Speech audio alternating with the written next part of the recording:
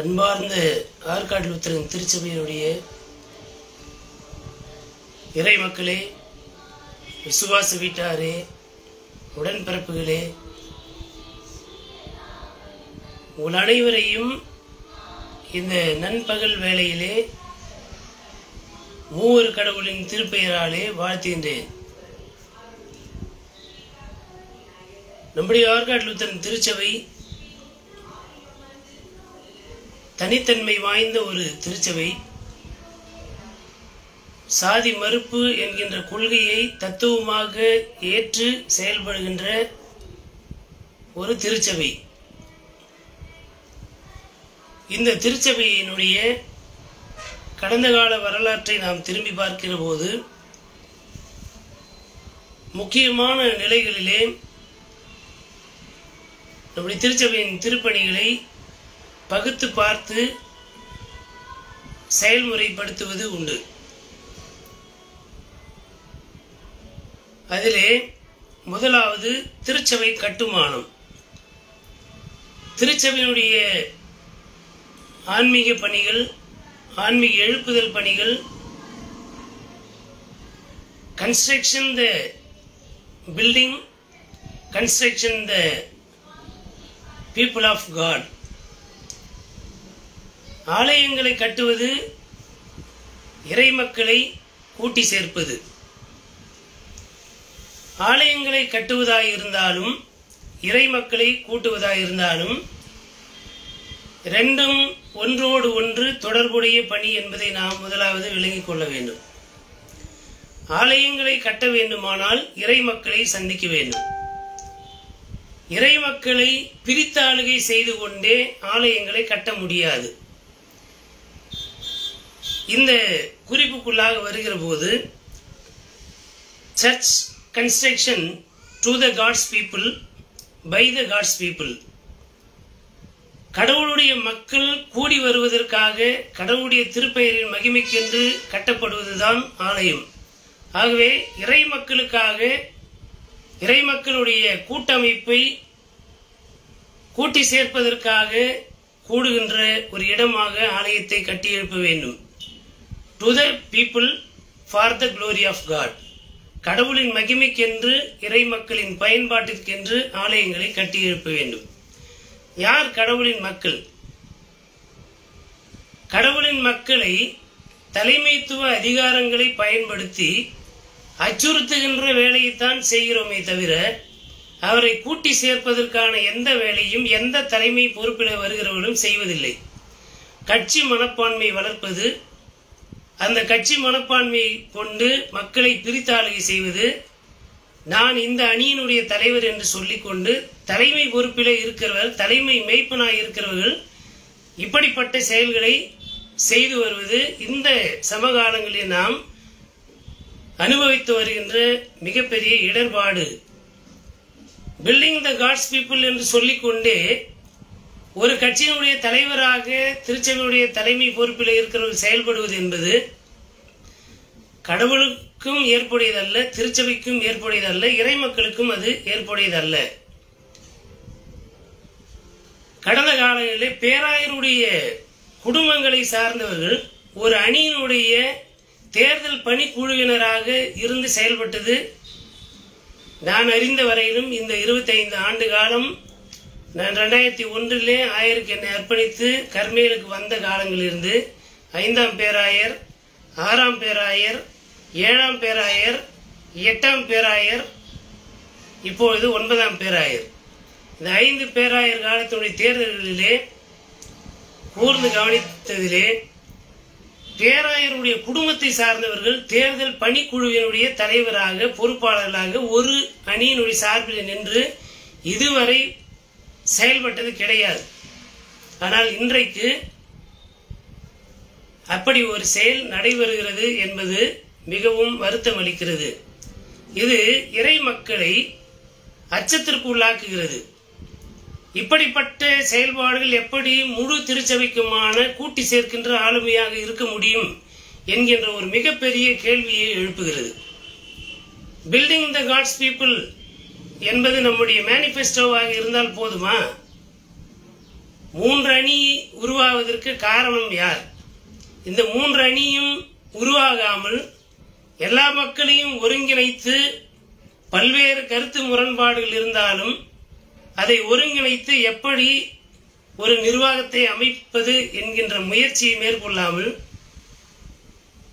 வெற்றிக்காக உழைத்தவர்களை புறந்தள்ளி இன்னொரு புதிய அணி உருவாவதற்கு காரணமாக இருந்தவர்கள் யார்? அப்படி பிரித்தாளுகை செய்துவிட்டு வெற்றிக்காக உழைத்தவர்களை எல்லாம் புறம்பாக்கிவிட்டு ஏற்கனவே நிர்வாகத்தில் இருந்தவர்களை கூட சேர்த்து கொண்டு மற்ற 2 அணிகளை ஏ டீம் என்பதும் பி டீம் என்று சொல்லுவதெல்லாம் அபத்தமான ஒரு செயல் என்பதை இறை மக்கள் நன்றாக அறிவார்கள். அப்போ இறை மக்களை எப்படி கூட்டி சேர்க்க போகிறோம்? எல்லாருக்குமான தலைவராக நாம் இருக்கிறோமா என்பதை தலைமைத்துவ அதிகாரத்தில் இருக்கிறவர்கள் சிந்தித்து பார்க்க வேண்டும் என்பதை கனிவோடு கூட தெரிவித்துக் கொள்கிறேன். ஆலய கட்டுமான பணியை பொறுத்தவரையிலும் கதீட்ரலை குறித்து நான் முக்கியமாக உங்களோடு பேச விரும்புகிறேன். நம்முடைய ஆற்காடு லூத்தரன் திருச்சபையினுடைய நிறுவனர் அருட்பணி கிறிஸ்டோபர் எர்னஸ்ட் கால் ஆக்ஸ் ஐயர் மேல்பட்டாம்பாக்கம் என்கின்ற இடத்திலே வந்து பெத்தானியா என்கின்ற பெயரிலே தன்னுடைய ஊழியத்தை தொடங்கி பல்வேறு சாதியை சார்ந்த மக்களை ஒருங்கிணைத்து வாழ்வாதாரம் இல்லாதிருந்த அந்த மக்களை, சாதி உயர்வு ஏற்றத்தாழ்வுகள் ஒரு புறம் இருந்தாலும் வாழ்வாதாரம் பொருளாதாரத்திலே நலிந்த நிலையில் இருந்த மக்களை கூட்டி சேர்த்து ஒரு சபை தெருவை உருவாக்கி அதற்கு பெத்தானியா என்று பெயர் வைத்து அங்கே கிறிஸ்துவின் மாட்சிமைக்கு என்று ஒரு ஆலயத்தை கட்டி தன்னுடைய உடல் பொருள் ஆவியை எல்லாம் இந்த திருச்சபை நிறுவுவதிலே அவர்கள் எல்லாவற்றையும் இழந்தார்கள். திருச்சபை நிறுவப்பட்டு 10 ஆண்டுகளிலே ஆக்ஸையர் இறந்து போனார்கள். அதே காலகட்டத்திலே தன்னுடைய மகன் இறந்து போனார். சிறுவனாக இருக்கிற போதே குழந்தை இறந்து போனார். இப்படிப்பட்ட இரத்தம் சிந்ததினாலே உருவாக்கப்பட்ட இடம்தான் பெத்தானியா ஆலயம். அந்த இடத்திலே 5ஆம் பேராயர் காலத்திலே அன்றைய மேல்பட்டாம்பாக்கம் குருசேகரத்துடைய ஆயர், பின்னாளில் நம்முடைய ஆற்காடு லூத்தரன் திருச்சபையுடைய 7ஆம் பேராயராக வந்த மாமறை திரு ராஜா சாக்ரட்டிஸ் ஐயா அவர்கள் 5ஆம் பேராயர் காலத்திலே பட்டாம்பாக்கம் சபையுடைய ஆயராக இருந்தபோது பேராயர் 5ஆம் பேராயர் மாமறை திரு கிதியோன் தேவநேசன் ஐயா அவர்களோடு இணைந்து அன்றைய நிர்வாகம், அன்றைய செயலாளர் பா ஜேசுரியான் ஐயா அவர்கள், அன்றைய பொருளாளர், பின்னாளில் 8ஆம் பேராயராக இருந்த மாமறை திரு வே சாமுவேல் கென்னடி ஐயா அவருடைய காலத்திலே இந்த நிர்வாகமாக இணைந்து ஒரு பெரிய ஆலயத்தை கட்டுவதற்கான இடம் வந்து வாங்கப்பட்டது. அந்த இடத்தில்தான் பேராலயம் கட்ட வேண்டும் என்கின்ற தரிசனம் உருவானது. பேராலயம் கட்டுகின்ற தரிசனம் என்பது இன்றைய பேராயர் அல்லது இந்த காலத்தில் இருக்கிற பேராயருடைய தரிசனம் கிடையாது. அது 5ஆம் பேராயருடைய தரிசனம். அதன் பிறகு 6ஆம் பேராயர் வந்த பிறகு 6ஆம் பேராயரும் அடிக்கல் நாட்டி அந்த ஆலயத்தை கட்ட வேண்டும் என்று மிகவும் பிரயாசப்பட்டார். 7ஆம் பேராயர் காலத்திலே பேராயர் ஆலய கட்டுமான பணி குழுவினுடைய தலைவராக இருக்கக்கூடாது என்று சொல்லி கிளர்ச்சி செய்து திட்டமிட்டு அந்த காலத்திலே அந்த ஆலயம் கட்ட முடியாதபடிக்கு தடை செய்யப்பட்டது. ஏனென்றால் 7ஆம் பேராயருடைய அந்த தேர்தல் பிரச்சாரமும் மேல்பட்டாம்பாக்கம் பகுதியிலே பேராலயத்தை கட்ட வேண்டும் என்பதுதான் முதன்மையான பிரச்சாரமாக இருந்தது. ஆலயம் கட்டுதல் என்பது முதலாவது பேராயர் தேர்தலுக்கான பிரச்சாரம் தானே தவிர ஆளுங்குழுவினுடைய தேர்தலிலே பேராலயம் கட்டுவதை பிரச்சாரமாக செய்வதே முதலாவது அறியாமையினுடைய வெளிப்பாடு என்பதை இறைமக்கள் விளங்கிக் கொள்ள வேண்டும். இப்படி இருக்க இந்த பேராலயம் கட்டுதலை குறித்து ஏன் இந்த காலங்களிலே அதிகமாக பேசப்படுகிறது? 8ஆம் பேராயர் எவ்ரி இயர் ஈச் சர்ச் என்று சொல்லி தசம பாகத்தை கொடுங்கள், ஒரு ஆண்டிலே ஒரு ஆலயத்தை கட்டுவோம் என்று சொல்லி அவர் ஒரு இயக்கத்தை உருவாக்கினார். அது ஒரு இயக்கம். அந்த அடிப்படையிலே மக்களும் காணிக்கை கொடுத்தார்கள். அது கதீட்ரல் கட்டுவதற்கு நிர்வாக ரீதியாக நிறைய தடைகள் போடப்பட்டது. கிளர்ச்சிகள் செய்யப்பட்டிருக்கின்றன. அவைகள் எல்லாம் வெளியிலே பேசப்படவில்லை. அதுதான் உண்மை. இப்படிப்பட்ட நிலையிலே அந்த பேராலயம் கட்டுகின்ற பணி தடைப்பட்டதனுடைய விளைவாக அது ஜங்ஷன் குருசேகரத்திலே கட்டப்படுகின்ற இங்கே ஒரு பேராலயம் 2.25 கோடியிலே 2 கோடி ரூபாயிலே ஒரு பேராலயம் கட்டப்படுகிறது. நம்முடைய திருச்சபையிலே 2 கோடி ரூபாயிலே ஆலயம் என்பது மிகவும் பிரம்மாண்டமான விஷயம். அடித்தட்டு மக்கள் பேராலயங்களை கட்டுதல் என்பது மிகவும் கடினமான ஒன்று. ஆனாலும் கடவுளின் மக்கள், கடவுளுக்கு தங்களை அர்ப்பணித்த பேராயர்களும் நிர்வாகமும் அதை முன்னெடுப்பு செய்திருக்கிறார்கள். அது நாளொரு மேனியும் பொழுது ஒரு வண்ணமாக வளர்ந்து வருகிறது.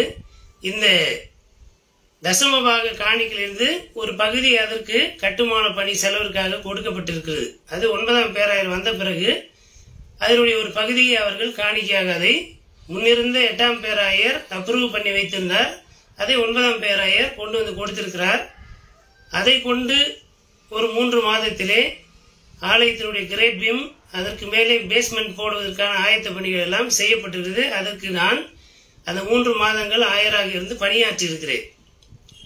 இப்படிப்பட்ட சூழலிலே நம்முடைய மேல்பட்டாம்பாக்கம் பேராலயம் கட்டுவதிலே 8ஆம் பேராயர் தடையாக இருந்ததில்லை. கட்டுவதற்கு மக்களும் இறை மக்களும் ஆயத்தமாய் இருந்தாலும் கிளர்ச்சி செய்வதற்கென்று ஒரு கூட்டம் எல்லா காலத்திலுமே இருந்திருக்கும். இப்பொழுது நான் பேசுவதையே கிளர்ச்சியாக சொல்லக்கூடிய சூழல் இருக்கிறது. கலகம் செய்கிறேன் என்று சொல்லி பேராயர் ஆதரவு அணி என்று சொல்லுகிறவர்கள் பேராலயம் கட்டுவதற்கு நான் தடையாக இருப்பதாக என்னை குறித்து கலகக்காரன் என்கின்ற நிலையிலே என்னை பற்றி தேர்தல் பிரச்சாரம் செய்யப்படுகிறது. அதை குறித்து எனக்கு கவலை கிடையாது. ஆனால் அதில் இருக்கின்ற உண்மை என்ன என்று பார்த்தோமானால், அருட்பணி டால்டனுடைய கருத்து என்னவென்றால், ஆலயங்கள் இறை மக்களால் கட்டப்பட வேண்டும். பிற சமய மக்களிடத்திலிருந்து நன்கொடைகள் பெற்று கட்டலாம். ஆனால் அரசாங்கத்திலிருந்து பணம் வாங்கி ஆலயம் கட்டுவது இன்றைக்கு நமக்கு பெயரும் புகழ்ச்சியும் கொண்டு வரும். ஆனால் நாளைய தலைமுறையிலே ஒரு பெரிய இரத்த ஆறு அங்கே ஓடும். இதற்கான வரலாறுகள் எல்லாம் இருக்கிறது. இஸ்ரேல் நாடு, பாலஸ்தீன நாடு என்கின்ற பிரச்சனை வரலாறு நீண்ட நெடிய வரலாறு உடையதாக இருந்து கொண்டிருப்பதை நாம் கண்கூடாக ஊடகங்களிலே, தொலைக்காட்சிகளிலே பார்த்து கொண்டிருக்கிறோம். பாலஸ்தீன இஸ்ரேலுடைய போருக்கு அடித்தளமாக இருப்பதே நிலம், சொத்து என்பதுதான் அங்கே பிரச்சனை. நம்முடைய இந்திய நாட்டிலே ஒரு பெரிய சிறுபான்மை கோவில் இருந்தது. அந்த இடத்திலே பெரும்பான்மை சமூகம் என்று சொல்லப்படுகின்ற கூட்டத்தினுடைய கோயில் இருந்ததாக அது நீதிமன்றம் வரையிலும் சென்றது. அங்கிருந்த சிறுபான்மை கோவில் இடிக்கப்பட்டது. பெரும்பான்மை சமயத்தினுடைய கோவில் கட்ட வேண்டும் என்று சொல்லி முன்வைக்கப்பட்டது. நீதிமன்றம் தீர்ப்பு அளித்தது. ஆலயம் கட்டப்பட்டிருக்கிறது. 450 பாபர் வாழ்ந்த காலத்திலிருந்து 400 ஆண்டுகளுக்கு மேல 450 சற்றேறக்குறைய 500 ஆண்டுகள் ஆகப் போகிறது. இந்த 500 ஆண்டு கால வரலாறிலே ஒரு காலத்திலே மன்னராட்சி காலத்திலே கட்டப்பட்ட கோவில் இந்தியா சுதந்திரம் அடைந்த பிறகு வெறும் 45 ஆண்டுகளுக்குள்ளாக அது இடிக்கப்பட்டிருக்கிறது. அது அரசாங்கத்தினுடைய உரிமை, நீதிமன்றத்தினுடைய தீர்ப்பு, மக்களுடைய தன்னெழுச்சியான போராட்டங்கள், இவைகளெல்லாம் அவருடைய உரிமை. அந்த உரிமையினுடைய வெளிப்பாடாக அது நடந்திருக்கிறது. நாம் சிறுபான்மை சமயத்தை சார்ந்தவர்கள். கிறிஸ்தவ ஆலயத்தை அரசாங்கத்தினுடைய பணத்தை பெற்று நாம் கட்டுவோமானால் இன்றைக்கு இருக்கிற அரசாங்கம் சிறுபான்மை மக்களின் பாதுகாவலன் என்று சொல்லுகிறது. எனவே அது நமக்கு நிதியும் தருகிறது.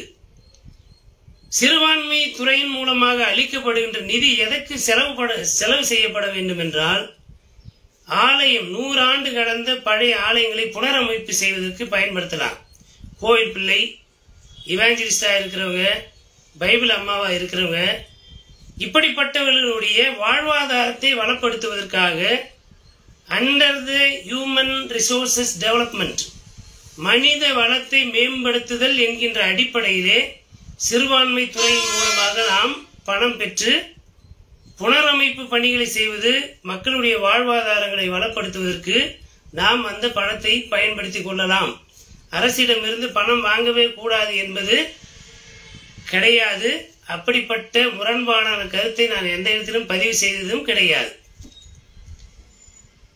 இப்படிப்பட்ட சூழலிலே நம்முடைய ஆற்காடு லுத்தரன் திருச்சபையினுடைய ஆலயத்தை கட்டுவது, எத்தனையோ லட்சக்கணக்கிலே மக்கள் இந்த 25 ஆண்டுகளிலே பிரம்மாண்டமான ஆலயங்களை கட்டுவதற்கு மக்கள் பணம் கொடுத்திருக்கிறார்கள். கார்மேலிலே கல்வாரி ஆலயம், இந்த 5 ஆண்டுகள் ஜங்ஷன் ஆலயம் கட்டப்பட்டு கொண்டிருக்கிறது. பெத்தநாயக்கம் குப்பம் என்கின்ற இடத்திலே ஆலயம் கட்டப்பட்டிருக்கிறது. 7ஆம் பேராயர் காலத்திலே தொடங்கப்பட்டு 8ஆம் பேராயர் காலத்திலே தொண்டமானத்தம் கிராம சபை அந்த ஹைவேல மிகவும் பிரம்மாண்டமாக கட்டப்பட்டிருக்கிறது. பாண்டிச்சேரி ஆலயம் கட்டப்பட்ட காலம் அது இப்போது 9ஆம் பேராயர் ஆயராக இருந்தபோது ஒட்டுவோம் கட்டுவோம் என்கின்ற தன்னுடைய கொள்கையின் அடிப்படையிலே அதை சிமெண்ட் ஷீட்டா இருந்ததை மாற்றி கான்கிரீட் கட்டடமாக கட்டியிருக்கிறார். இவைகளுக்கெல்லாம் மக்கள் தான் பணம் கொடுத்திருக்கிறார். இறை மக்களை அற்பமாக எண்ணக்கூடாது. அரசாங்கம் பணம் கொடுக்கிறது என்பதனாலே அதை பெற்றுக்கொள்வதும், மக்கள் பணம் கொடுக்க மாட்டார்கள் என்கின்ற கருத்தை மக்களிடத்திலேயே விதைப்பதும் கடவுளுக்கு விரோதமான பாவம். இறை மக்களுடைய காணிக்கைகளால் தான் திருச்சபை இயங்கிக் கொண்டிருக்கிறது. இன்றைக்கு 1334 பேர் லீகல் மெம்பரா இருக்கிறோம் அப்படின்னா ஒரு நபருக்கு 75,000 ரூபாய் கணக்கு பண்ணி பார்த்தனா அந்த பணம் யாருடைய பணம்? திருச்சபையுடைய நிர்வாகத்தில் இருக்கிறவருடைய சொந்த பணமா? திருச்சபையுடைய தலைவர் என்று சொல்லிக் கொள்கிறவருடைய சொந்த பணமா? யாருக்கு லீகல் கொடுக்க வேண்டும் என்பதை ஒவ்வொரு குருசேகரத்திலும் தலையிட்டு சட்டத்தை மதிக்காமல் சட்டத்துக்கு விரோதமாக குருசேகர குழுக்களை அமைத்தது யார்? அவர்களுக்கு கொடுக்கப்பட்ட லீகலுக்கு பஞ்சாயத்து நடத்தியது யார்? இவைகளை எல்லாம் மக்கள் கூர்ந்து கவனிக்க வேண்டும். ஆகவே அவைகள் எல்லாமே மக்களுடைய பணம். கேள்வி கேட்கிறவர்களை எல்லாம் திருச்சபைக்கு எதிரானவர்களாக சித்தரிக்கின்ற அநீதியான செயலை, துன்மார்க்கமான வேலையை தேர்தல் பிரச்சாரமாக செய்யக்கூடாது. திருச்சபைக்கு எதிராக பேசுவது என்பது வேறு, நிர்வாகத்துக்கு எதிராக பேசுவது என்பது வேறு. ஒரு நிர்வாகம் திருச்சபை மக்களுடைய காணிக்கையை மிஸ்யூஸ் பண்ணா அதை நேர்மையான மக்கள் கேள்வி கேட்பார்கள். உடனே அவர்களை திருச்சபைக்கு எதிரானவர்களாக சித்தரிக்கின்ற மோசமான செயல்கள் கடந்த 10 ஆண்டுகளாகவே நடக்கிறது. அப்படி நியாயத்தை கேட்டதற்காகவே என்னை தண்டித்த வரலாறும் இருக்கிறது. நிர்வாகத்தை கேள்வி எழுப்பினால் அதை திருச்சபைக்கு எதிராக, திருச்சபையினுடைய இறையாண்மைக்கு எதிராக பேசினதாக சர்வாதிகார போக்கோடு தண்டிக்கின்ற செயல்கள் எல்லாம் கடந்த காலத்திலே நடைபெற்றிருக்கிறது. இப்படிப்பட்ட அநீதியான செயல்கள் இனி தொடரக்கூடாது. ஆகவே கதீட்ரல் கட்டுகின்ற பணியை நான் எதிர்க்கவில்லை. நானோ அல்லது இப்பொழுது நாங்கள் உருவாக்கி இருக்கின்ற ஏஎல்சி லுத்தர் ஆக்ட் சீர்திருத்த பேரியக்கமோ கதீட்ரல் கட்டுவதற்கு எதிரானவர்கள் அல்ல. கதீட்ரலை மக்களை கொண்டு கட்ட வேண்டும், மக்களுடைய பணத்திலே கட்ட வேண்டும் என்பதுதான் லுத்தர் ஆக்ட் சீர்திருத்த பேரியக்கத்தினுடைய தேர்தல் வாக்குறுதி. இன்றைக்கு சொல்லுகிறோம், அரசாங்கத்திடமிருந்து பணம் வாங்கி கதீட்ரலை கட்டுவோம் என்று சொல்லி பேராயரின் ஆதரவு பெற்ற அணி என்று சொல்லுகிறவர்கள், பேராயருக்கு இந்த தேர்தலின் சம்பந்தமே கிடையாது. ஏனென்றால் அவர் பேராயர் ஆகிவிட்டார். அவர் எல்லாருக்கும் தலைவர். அவரை தங்களுடைய சுயநல அரசியலுக்காக அந்த அதிகாரத்தை பயன்படுத்துவதே திருச்சபையுடைய இறையாண்மைக்கு எதிரானது. அதற்கே அந்த குழுவை தகுதி நீக்கம் செய்ய வேண்டும் என்பதுதான் உண்மை. ஆனால் அதையெல்லாம் செய்ய வேண்டியதில்லை. தேர்தலில் அவர்கள் இறை மக்கள் 5 ஆண்டு சந்தா கட்டியிருக்கிறாங்க, தேர்தலில் நிற்கிறார்கள். தேர்தலில் நிற்பதற்கான உரிமை இருக்கிறது. வாய்ப்பு இருந்தால் வெற்றி பெறட்டும். ஆனால் நாங்கள் இந்த 9 பேர் அடங்கிய ஒரு இயக்கத்தை உருவாக்கி வேட்பாளர்களாக நிற்கிறோம். அதிலே உதவி தலைவராக அருட்பணி அறிவர் சா ராபர்ட் ஐயா அவர்கள் நிற்கிறார்கள். ஆயர் பிரிவிலே அருட்பணி டால்டன் 3வது எண்ணிலே நிற்கிறேன். அருட்பணி ராபர்ட் ஐயா உதவி தலைவரிலே 2ஆம் எண்ணிலே இருக்கிறார். மிஷன் ஒர்க்கர்ல திருமதி அனிதா பிராங்க்லின் தலைமை ஆசிரியர் அவர்கள் 3வது எண்ணிலே இருக்கிறார்கள். திருமதி பெல்சியா பீனா குமாரி அவர்கள் 4வது எண்ணிலே நிற்கிறார்கள். திரு ஈஸ்டர் ராஜ் அவர்கள் 5வது எண்ணிலே நிற்கிறார்கள். திருச்சபை சாரா பணியாளர்கள் பிரிவிலே பேராசிரியர் அம்சவல்லி அவர்கள் 2ஆம் எண்ணிலும், திருமிகு டேவிட் பூன் அவர்கள் 5வது எண்ணிலும், திருமிகு ஞான சிகாமணி அவர்கள் 8வது எண்ணிலும், திருமிகு நியூட்டன் அவர்கள் 10வது எண்ணிலும் வேட்பாளராக நிற்கிறார்கள். இந்த 9 பேர் அடங்கிய இயக்கத்தினுடைய வேட்பாளராக நிற்கின்ற பேர் இயக்கத்தினுடைய கொள்கை பிரச்சாரமே பேராலயத்தை இறை மக்களின் மூலமாக காணிக்கைகளை பெற்று தன்னார்வ காணிக்கையின் மூலமாக பேராலயத்தை கட்டுவோம். 3 ஆண்டுகள் இந்த ஆளுக்குழு காலம்.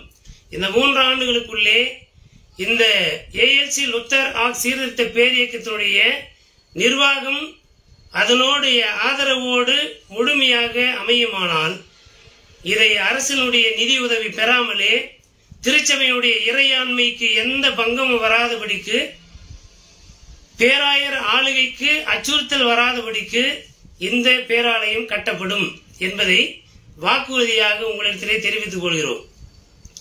பேராலயம் கட்டுதல் என்பது 5ஆம் பேராயருடைய தரிசனம். அத்தனை பேராயர்களும் இதற்கு உறுதுணையாக நிற்கிறார்கள். அத்தனை பேராயருடைய கனவு இது. எனவே அதில் யாரும் தடை செய்ய முடியாது. ஆனால் இது எங்களுடைய தரிசனம் என்றெல்லாம் இறை மக்களை ஏமாற்றுகின்ற வேலையை யாருமே நம்ப மாட்டார்கள். ஏனென்றால் 7ஆம் பேராயர் காலத்திலே அந்த 5 ஆண்டுகளும் இந்த பேராலயத்தினுடைய படம் அங்கே மாட்டப்பட்டிருந்தது. அந்த நாள் முதற்கொண்டே அதற்கான காணிக்கைகள் வசூலிக்கப்பட்டிருக்கின்றன. கட்டடம் கட்டுவதற்காக பள்ளம் தோண்டி கடற்கால் எடுக்க போகின்ற நேரத்திலே தடை செய்தவர்கள் எல்லாம் இன்றைய வேட்பாளர்களாக பேராயர் ஆதரவு பெற்ற அணியிலே நிற்கிறார்கள் என்பதை இங்கே வெளிப்படையாக உங்களோடு பகிர்ந்து கொள்கிறேன். இவர்கள் எங்களை பார்த்து லுத்தர் சீர்திருத்த பேரியக்கத்தை பார்த்து கடந்த 6 ஆண்டு காலம் நிர்வாகம் செய்த ஒரு அணியினுடைய பி டீம் என்று சொல்லுவதெல்லாம் கடவுளுக்கே அடுக்காத பேச்சுகள், அபத்தமான பேச்சுகள். இவர்கள் பொய்யானவர்கள், இவர்கள் பேலியாளினுடைய சிந்தனையுடைய மக்கள் என்பதை இதைவிட வேறு சான்றோடு சொல்ல முடியாது. அத்தனை பேரும் சுயநல சிந்தனையோடு தான் இங்கே பேராயரனுடைய நேரிலே அவர்கள் நிர்வாகத்திற்குள்ளே வர வேண்டும் என்று நினைக்கிறார்கள். ஒரு சிலர் நேர்மறையான சிந்தனை உடையவர்களாக இருக்கிறார்கள். சிலர் பதவி மோகத்திற்காகவே இடம் மாறி இந்த திருச்சபையிலே அடித்தட்டு மக்கள் வாழ்வு பெறாதபடிக்கு மிகப்பெரிய தடை கற்களாக இருக்கிறார்கள். இன்றைக்கு சொல்லுகிறோம், பெரிய பர்வதமே, நீ எம்மாத்திரம் அதிகார பலத்தோடு பேராயரனுடைய நேரிலே நிற்பதினாலே நீங்கள் உங்களை பெரிய பர்வதமாக நினைத்துக் கொண்டிருக்கிறீர்கள். பெரிய பர்வதமே, நீ எம்மாத்திரம் சிறுபாபேலுக்கு முன்பாக சமபூமியாவாய். கடவுள் சீயோனிலிருந்து தலைக்கல்லை கொண்டு வருவார், அவர் கொண்டு வந்து கட்டுவார். என்னுடைய பெயருக்காக புகழுக்காக இந்த ஆலயத்தை கட்ட வேண்டும் என்று நீலி கண்ணீர் வடிக்கின்ற வேலையெல்லாம் மக்கள் இனி ஏற்றுக்கொள்ள மாட்டார்கள். உழைத்தவர்களையே அங்கீகரிக்க மனம் இல்லாத கூட்டம்தான் இன்றைக்கு பேராயர் ஆதரவு பெற்ற அணி என்று சொல்லுகிறவர்கள். எங்களை எல்லாம் வெளியேற்றிவிட்டு எங்களை பார்த்து பி டீம் என்று சொல்லுவதெல்லாம் மக்கள் அறிந்திருக்கிறார்கள். கடவுள் அதை அறிந்திருக்கிறார். கடவுள் அதற்கேற்ற செயல்பாட்டை தூய ஆவியானவர் மூலமாக எது உண்மை எது நியாயம் என்பதை இறை மக்களுடைய உள்ளத்திலே பரிசுத்த ஆவியானவர் மூலமாக விதைத்துக் கொண்டே இருக்கிறார்.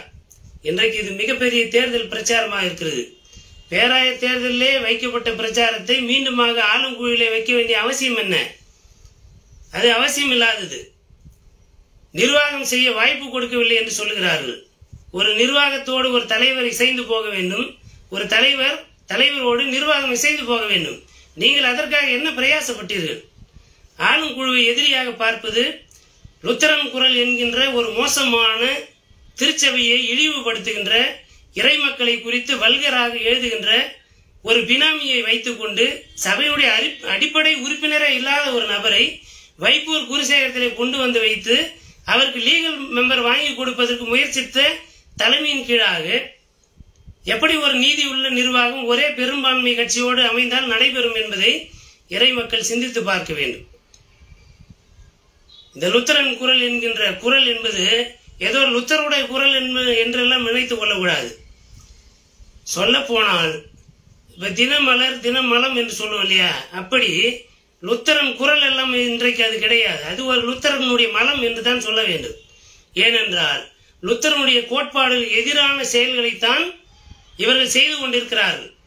priesthood of all believer, எல்லாரும் இறை மக்கள், எல்லாரும் சமம். ஆனால் இங்கே பேராயரை ஏதோ சக்கரவர்த்தியாக பெரிய போப்பாண்டவரை போல திரிக்கின்ற மீண்டுமாக அந்த சர்வாதிகார சிந்தனை விதைக்கின்ற செயலை தான் இந்த லுத்தர் குரல் என்கின்ற பெயரிலே ஒரு பினாமி வேலையை செய்து கொண்டிருக்கிறார்கள். பழக்கடைக்கு கோயில் எடுத்த இவர்களை விற்பார்களாம், ஏன் அதை மீட்கவில்லை என்று அடுத்து வந்த நிர்வாகத்தை கேள்வி கேட்பார்களாம். இதற்கு பெயர் லுத்தரன் குரல். இவர் பெரிய சமூக நீதி போராளி. இந்த வெளிவேடமான செயல்களை எல்லாம் இன்றோடு நிறுத்திவிட வேண்டும். நியாயம் கேட்கிற எங்களை எல்லாம் அணி பேராயருக்காக உயிரை கொடுத்து வேலை பார்த்த எங்களை வெளியேற்றுவதற்கு இந்த லுத்தரன் குரல் ஒரு பெரிய ஏஜென்ட். இவர் பெரிய திருச்சபையுடைய தலைவர். இவர் தான் பினாமி பிஷப்பாக இப்ப செயல்பட்டு கொண்டிருக்கிறார்கள். மீண்டும் சொல்கிறேன், கதீட்ரல் கட்டுவது லுத்தர் சீர்திருத்த பேரியக்கத்தின் மூலமாக பிரம்மாண்டமான முறையிலே எங்களுடைய அணியினுடைய தலைவராக இருக்கின்ற அருட்பணி அறிவர் சா ராபர்ட் ஐயா அவர்கள் உதவி தலைவராக பொறுப்பேற்ற பிறகு அவர் தலைமையிலே லுத்தர் பேரியக்கத்தினுடைய நிர்வாகம் அமைகிற போது நிச்சயமாக அவருடைய வழிநடத்துதலிலே சரியான திட்டங்கள் வகுத்து எல்லா இறை மக்களையும் ஒருங்கிணைத்து இறை மக்களும் பிற சமய நண்பர்களையும் சேர்த்து இன்றைக்கு தேர்தலை நிற்காமல் தங்களுக்கு வாய்ப்பு மறுக்கப்பட்ட நிலையிலே புறம் தள்ளப்பட்ட நிலையிலே தங்களுடைய உழைப்பு எல்லாம் குப்பையாக வீசப்பட்ட நிலையிலே எத்தனையோ ஆயர்கள் இருக்கிறார்கள், எத்தனையோ சபையினுடைய மூப்பர்கள் இருக்கிறார்கள்.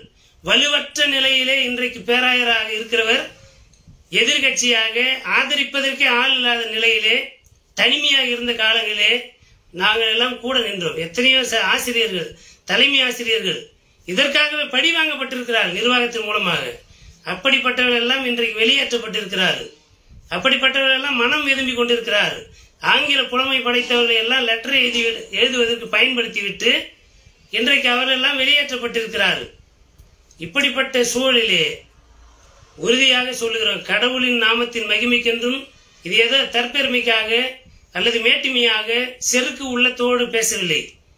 ஒரு தேர்தல் பிரச்சாரம் என்றால் மக்களுடைய மனதிலே பதியத்தக்கதாக அதை மன உறுதியோடும் வலிமையோடும் சொல்ல வேண்டும் என்பதற்காக ஏஎல்சி லுத்தர் சீர்திருத்த பேரியக்கத்தினுடைய பொதுச் செயலாளர் என்ற முறையிலே இதனுடைய தலைவராக இருக்கின்ற அறிவர் சா ராபர்ட் ஐயாவுடைய தலைமையிலே நிச்சயமாக பேராலயம் பிரம்மாண்டமான முறையிலே இந்த 3 ஆண்டுகளே கட்டப்படும் என்கின்ற இந்த வாக்குறுதியை பேரியக்கத்தின் சார்பிலே தெரிவித்துக் கொள்கிறோம். அதற்காக நாங்கள் உபவாசித்து ஜெபித்துக் கொண்டிருக்கிறோம். கர்த்தர் வல்லமையான காரியங்களை செய்வார். பன்ருட்டியிலே ஆலய வளாகம் பழக்கடைக்கு குத்தகையாக 11 மாசம் அக்ரிமெண்ட் என்று சொல்லி ஆளும் குழுவிலே தீர்மானம் ஏற்றிவிட்டு அதை நீண்ட காலத்திற்கு ஒரு ஆட்சி காலம் என்றது 3 வருஷம் தான். அந்த 3 வருஷத்துக்குள்ள என்ன செய்ய முடியுமோ அதை தான் செய்யணும். ஆனால் 50 ஆண்டுகள் 15 ஆண்டுகள் 99 ஆண்டுகள் லீஸு கொடுத்து உங்களுக்கு யார் அதிகாரம் கொடுத்தது? அப்படிப்பட்ட பாவங்கள் இனி நடைபெறாதிருக்க வேண்டுமானால் இன்றைக்கு சொல்லுகிறேன், எனக்கு அன்பான சகோதர சகோதரிகளே, எந்த காலத்திலும் நாங்களே பெரும்பான்மையாக வந்து கேட்டாலும் சரி, எத்தனை அணிகள் நிற்கிறதோ அத்தனை அணியிலும் இருக்கின்ற பிரதிநிதிகளை சமமாக பிரித்து வாக்களியுங்கள். ஒரு ஆளுங்குழு சமத்துவமாக இருந்தால்தான் பேராயருக்கு நான் எல்லாரிலும் ஒருவன் என்கிற மனநிலை வரும். இல்லாவிட்டால் பேராயர் சக்கரவர்த்தியாகவும் போப்பாண்டவராகவும் நினைத்துக் கொள்ளுகின்ற நிலையை லுத்தரன் திருச்சபையில் இருக்கக்கூடாது. இதை நான் ஆணித்தரமாக உங்களோடு கூட பகிர்ந்து கொள்கிறேன். பழக்கடைக்கு விற்கிற போது இன்றைய பேராயர் தான் அன்றைக்கு கல்வி வாரிய தலைவர் அந்த நிர்வாகத்தில் முக்கியமான அதிகாரத்தில் இருந்தார். ஒருவர் கேள்வி கேட்கிறார், இவருக்கு வாய்ப்பே கொடுக்கலையே, நிர்வாகமே செய்யல, 10 மாசமா என்ன சார் பண்ணீங்க? நிர்வாகத்தோடு இணைந்து போனீங்களா, இல்ல நிர்வாகம் உங்களோடு இணைந்து வருவதற்கு உங்களை நீங்கள் ஒப்படைத்தீர்களா என்ற கேள்வி எங்களால் கேட்க முடியும். இறை மக்கள் அதை கேட்டுக்கொண்டிருக்கிறார். எனவேதான் இறை மக்கள் சார்பிலே இதை நாங்கள் கேட்கிறோம். இந்த 10 மாத காலமும் நீங்கள் நிர்வாகத்தோடு சேர்ந்து போகவில்லை. பேராயர் நிர்வாகம் பேராயரோடு சேர்ந்து வருவதற்கு இணக்கமான உறவை ஏற்படுத்திக் கொள்ளவில்லை. ஒரு நிர்வாகத்தையே சேர்த்து கொள்ள போக முடியலன்னா பில்டிங் த காட்ஸ் பீப்புள் என்கின்ற மேனிபெஸ்டோவை எப்படி நிறைவேற்ற முடியும்? நிறைவேற்ற முடியாது. உங்களால் எந்த காலத்திலும் ஒரு கட்சியின் தலைவராக உங்களை பிரதிநிதித்துவப்படுத்துகிற போது உங்களால் எந்த காலத்திலும் இறை மக்களை கூட்டி சேர்க்க முடியாது. எங்களைப் போல நியாயத்திற்காக பதவிகளையும் அதிகாரங்களையும் தூக்கி போட்டுவிட்டு வாய்ப்பிருந்தால் நான் போராடி அதிகாரத்தை என்னுடைய கையிலே வாங்கிக் கொள்வேன், ஆனால் யாரிடத்தில் யாசகமாக எடுக்க மாட்டேன் என்று யாரெல்லாம் துணிந்து நிற்கிறார்களோ அவர்கள் சொல்லலாம் நான் இந்த திருச்சபையை கூட்டி சேர்ப்பேன் என்று. எஸ்ரா பட்டையர் சொல்லலாம். ஏனென்றால் மாற்று கருத்து உள்ளவர்களையும் ஏற்றுக்கொள்ளுகின்ற மனப்பக்கம் உடையவர் தான் சார் ராபர்ட் ஐயர் அவர்கள். நிறைய பேருக்கு அவரை பத்தி தெரியறதில்லை. ஏனென்றால் அவர் விழாக்களின் நாயகன் கிடையாது. அனாவசியமா எந்த விழாவிலும் போய் கலந்து கொள்ள மாட்டார். தன்னுடைய சபைக்கு தன்னுடைய ஆயர் பணியை சரியாய் செய்துவிட்டு மீதம் இருக்கிற நேரத்திலே தத்துவங்களையும் கோட்பாடுகளையும் படித்து அதை தன்னோடு பழகுகிறவர்களுக்கு அதை பிரதிபலிப்பார். விழாக்களில போய் நான் கூட பல நேரங்களில் போய் விழாக்களில் போய் அதிகமாக போட்டோ எடுப்பேன். ஆனா என்னுடைய போட்டோ அதிகமாக இருக்காது. நான் கலந்து கொள்கின்றவர்களை அந்த விழாக்களை பதிவு செய்வதை தவிர என்னை பிரதிபலிக்க வேண்டும், என்னை விளம்பரப்படுத்திக் கொள்ள வேண்டும் என்பது நோக்கமில்லை. என்னை விளம்பரப்படுத்திக் கொள்வதற்கு நான் எழுதின புத்தகங்கள் எனக்கு சாட்சிகளாக இருக்கின்றன. இதுவரை 10 புத்தகங்கள் நான் எழுதியிருக்கிறேன். அதுதான் எனக்கான விளம்பரம். எனக்கு யாரும் போய் அனாவசியமா வெறும் ஆடைகளை தரித்து மாலைகளை அணிவித்து சால்வை அணிவித்து என்னை பெருமைப்படுத்தவோ அடையாளப்படுத்த வேண்டிய அவசியம் எனக்கு இல்லை. அப்படிப்பட்ட இந்த செலிபிரிட்டி மோட்ல தான் இன்றைக்கு திருச்சபை இருக்கிறது. எல்லா விழாக்களிலும் போகுது, எல்லா விழாக்களையும் ஆன்லைன்ல போடுவது, எல்லா விழாக்களிலும் தன்னை பிரம்மாண்டமாக பிரதிபலிப்பது என்பது சிலருடைய பழக்கம். எனக்கு அந்த மாதிரி பழக்கம் இருந்திருக்கிறது. நான் எல்லாம் அதிலிருந்து கொஞ்சம் கொஞ்சமாக விடுபட வேண்டும் என்று முயற்சித்து வருகிறேன். இப்படிப்பட்ட நிலையிலே எஸ்ரா பட்டையர் அப்படின்னா யார் அப்படின்னா, விழாக்களை அதிகமாக விரும்பாதவர், விளம்பரத்தை அதிகமாக விரும்பாதவர், நியாயத்திற்காக துணிந்து நிற்கக்கூடிய ஆளுமை. பெரும்பாலும் இறைமக்கள் மற்ற தான் பணி செய்த குருசேகரங்களிலே அவரை எதிர்த்து யார் நின்றாலும் அவர் தோற்று போவார். ஏனென்றால் அந்த குருசேகர மக்களுடைய உள்ளத்திலே அவர் வாழ்கிறார். ஏன் அவரை பற்றி நிறைய பேருக்கு தெரியல அப்படின்னா, அவர் விளம்பர பிரியர் கிடையாது. நியாயத்திற்காக போராடுகின்ற ஒரு போராளி. எங்கே அநீதி நடக்கிறதோ அங்கே நீங்கள் எஸ்ரா பட்டையரை பார்க்க முடியுமே தவிர கல்யாணம் கருமாதி இப்படி போட்ட நிகழ்வுகளிலே பெரும்பாலும் ராபர்ட் ஐயரை நீங்க பார்க்க முடியாது. அப்படிப்பட்ட ஒரு தலைவன் தான் இன்றைக்கு ஏஎல்சி லுத்தர் சீர்திருத்த பேர் இயக்கத்தை உருவாக்குவதற்கு முதன்மை காரணமாக இருந்திருக்கிறார். இதற்கு பின்பாக நிறைய மூப்பர்கள் தலைவர்கள் எங்களை ஊக்கப்படுத்தியிருக்கிறார்கள். என் வயதுக்கு ஒரு இயக்கத்தினுடைய பொதுச் செயலாளராக இருக்கிறேன்னா என்ன விதமான நெருக்கடிகள் இருக்கும் என்பது இறை மக்களுக்கு தெரிய வேண்டும். பேராயர் போராடலாம் இந்த இயக்கத்தை நடத்துவதற்காக என்னை குறித்து பேசுகின்ற வார்த்தை என்னவென்றால், அவனை நான் இந்த போர்டு அப்சல்யூட் மெஜாரிட்டியா ஜெயிச்சுச்சுன்னா உடனடியாக அவனை பணி நீக்கம் செய்வேன், டெர்மினேட் பண்ணிடுவேன். அவருடைய எண்ணமே, அவருடைய ஆசை, அதிகபட்சமான ஆசை என்னன்னா இந்த 10 ஆண்டுகளும் என்னை ஆயர் பணியிலிருந்து எடுக்க வேண்டும் என்று விரும்பிக் கொண்டே இருக்கிறார். அன்றைக்கு 7ஆம் பேராயர் இருந்ததுனாலே வெறும் சேர்மன்ஷிப்பு ஒரு 10 மாதம் 8 மாதம் எனக்கு கிடைக்காமல் போய்விட்டது. ஆனால் இன்றைக்கு அவரே பேராயராக இருப்பதினாலே அவருடைய வெற்றிக்காக நான் உழைத்திருந்த அந்த அடிப்படை கன்சர்ன் கூட இல்லாம ஒரு கொள்கை ரீதியாக ஒரு விஷயத்தை பேசுறேன், அதுக்காக அவனை நான் டெர்மினேட் பண்ணிடுவேன் என்று பப்ளிக்கா பல பேரை வைத்துக் கொண்டு அது ஏதோ பெருமையான விஷயம் போல பேசிக் கொண்டிருப்பதை நான் கேட்டுக்கொண்டு வருகிறேன். இன்னொரு இடத்துல ஒரு ஆங்கில வார்த்தையை பயன்படுத்தியிருக்கிறார், டி ரோப் என்றால் ஒரு ஆயர் விபச்சார வழக்கிலோ திருச்சபையுடைய பணத்தை கையாடி இருந்தாலோ அவருக்கு கேசக்கு அணிவித்து இடுப்பிலே கயிறு கட்டி அந்த கயிறை பேராயர் உருவி விடுவார். உருவி விட்டார்னா இனி அவர் ஆற்காடு லுத்தரன் திருச்சபையுடைய ஆயர் கிடையாது என்பது அதனுடைய பொருள். அந்த வேலையை செய்வதிலே பேராயர் முனைப்போடு இருக்கிறார். இப்படிப்பட்ட ஒரு பேராயர், இப்படிப்பட்ட ஒரு தலைமை, பில்டிங் த காட்ஸ் பீப்புள் என்று சொல்லுவது உண்மையாகவே சாத்தியமற்றது என்பதை இறை மக்கள் நீங்கள் அறிந்து கொள்ள வேண்டும். நான் இன்னைக்கு ஐயரா இருக்கலாம், நாளைக்கு ஒருவேளை தேர்தலில் எனக்கு வாக்கு செலுத்தாமல் உண்மையாகவே நான் டெர்மினேட் பண்ணப்படலாம் அல்லது டீரோப் பண்ணப்படலாம். அதை குறித்தெல்லாம் எனக்கு கவலை கிடையாது.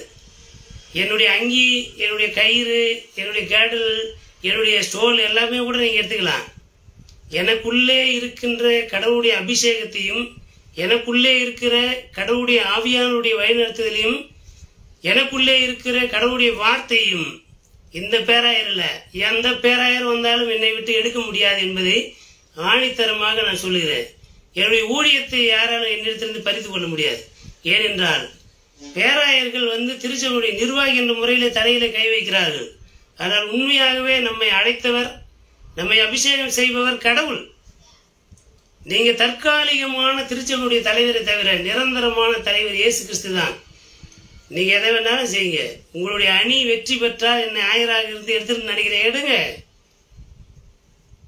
நியாயத்தை கேட்பவர்கள், இறை மக்களே, நியாயத்தை கேட்பவர்கள் இல்லாமல் போனால் நாளைக்கு நீங்கள் கூக்குரல் இடுகின்ற போது உங்களுக்காக ஒருவர் கூட பரிந்து பேச மாட்டார்கள். சர்வாதிகாரத்தை வளர்க்கப் போகிறீர்களா அல்லது ஜனநாயகத்தை நிலைநாட்டப் போகிறீர்களா? ஜனநாயகத்தை நீங்கள் நிலைநாட்ட விரும்பினால் உங்களிடத்தில் கொடுக்கப்பட்டிருக்கின்ற 3 அணியினுடைய அந்த வாக்கு சீட்டு எண், வரிசை எண் அடிப்படையில் யார் யாரெல்லாம் தேர்தலில் போட்டியிடுகிறார்கள் என்பதை குறித்த அந்த பட்டியலை, 3 அணியினுடைய பட்டியலையும் பாருங்கள். எந்த அணியாவது மொத்தமா தேர்தலிலே யார் போட்டியிடுகிறார்கள் என்பதை கொண்டு கொடுத்திருக்கிறார்களா? கொடுக்க மாட்டாங்க. ஏன்னா அப்படி கொடுத்தால் யாருக்கு வாக்களிக்க வேண்டும் என்பதை மக்கள் சிந்திப்பதற்கு அது வாய்ப்பாக இருக்கும். ஒரு வாக்கு சீட்டு எந்த வடிவத்தில் இருக்கும் அப்படின்றத முழு வேட்பாளர் பட்டியலோட எந்த அணியும் கொடுத்தது கிடையாது. இன்று மாலை உங்களுக்கு முகநூல் வழியாக ஒரு பிரிவிலும், ஆயர் பிரிவா எத்தனை ஆயர்கள் நிற்கிறார்கள்? 13 ஆயர்கள் நிற்கிறார்கள். 2 அணி சார்பாக 6 ஆயர்கள், 12 ஆயர்களும், லுத்தர் சீர்திருத்த பேரியக்கத்து சார்பிலே நானும் நிற்கிறேன், 13 ஆயர்கள். உதவி தலைவர் பட்டியலே 2 ஆயர்கள் நிற்கிறார்கள், அருட்பணி மனோவா, அருட்பணி ராபர்ட் ஐயா அவர்கள். இதிலே எங்களுடைய அணியினுடைய தலைவர் சார் ராபர்ட் ஐயா அவர்கள். அணி சார்ந்து நான் ஓட்டு கேட்கும் போது சார் ராபர்ட் ஐயா அவர்களுக்கு வாக்களிங்கள் என்று நான் சொல்லுவேன். அது என்னுடைய உரிமை. அந்த 2 ஐயர் நிற்கிறாங்க. ஒரு அணியிலிருந்து யாராவது சொல்லியிருக்கிறாங்களா? அப்படின்னா யாரும் சொல்ல மாட்டாங்க. 13 ஆயர்கள் தேர்தலில் நிற்கிறோம், இதுதான் அந்த 13 ஆயர் பட்டியல் என்று யாராவது சொல்லியிருக்கிறாங்கன்னா இல்லை. மிஷன் ஒர்க்கர்ல 2 அணி சார்பாக 18 பேரும், லூத்தரா சீர்திருத்த இயக்கத்தின் சார்பிலே 3 பேரும் நிற்கிறார்கள். 21 பேர் மிஷன் ஒர்க்கில் நிற்கிறாங்க. 21 பேர் நிற்கிறார்கள் என்பதை யாராவது உங்களிடத்திலே சொல்லியிருக்கிறார்களா என்பதை நீங்க சிந்தித்து பாருங்கள். ஆனால் இன்றைக்கு உங்களுக்கு அந்த 21 பேர் கொண்ட பட்டியல் உங்களுக்கு லூத்தரா சீர்திருத்த பேரியக்கத்தின் மூலமாக ஏதோ ஒரு வழியில உங்களை வந்தடையும். நீங்கள் அதை நிதானித்து பாருங்கள். நான் மிஷன் ஒர்க்கரில் 6 பேருக்கு வாக்களிக்க வேண்டும். எனவே 2 அணிகள் சார்ந்து 12 பேர் அதிலே நிற்கிறார்கள். எங்களுடைய லுத்தராக் சீர்திருத்த பேரியக்கத்தின் சார்பிலே 4 பேர் நான் மிஷன் ஒர்க்கராக நிற்கிறார்கள். ஆகவே 12 கூட்டல் 4 16 பேர் நான் மிஷன் ஒர்க்கர் கேடரிலே ஒரு வாக்கு சீட்டிலே 16 பேர் இருக்கும். இது இல்லாமல் சப்ஸ்டிடியூட் என்பது செகண்டரி. ஆயர் பிரிவிலே 2 ஆயர்கள் நிற்பார்கள். ஆனால் இப்போது 3 ஆயர்கள் நிற்கிறார்கள். அதில் 2 பேருக்கு நீங்கள் வாக்களிக்க வேண்டும். மிஷன் ஒர்க்கர்ல 3 பேருக்கு வாக்களிக்க வேண்டும். கண்டிப்பாக ஒரு பெண் அதில் இருக்க வேண்டும்.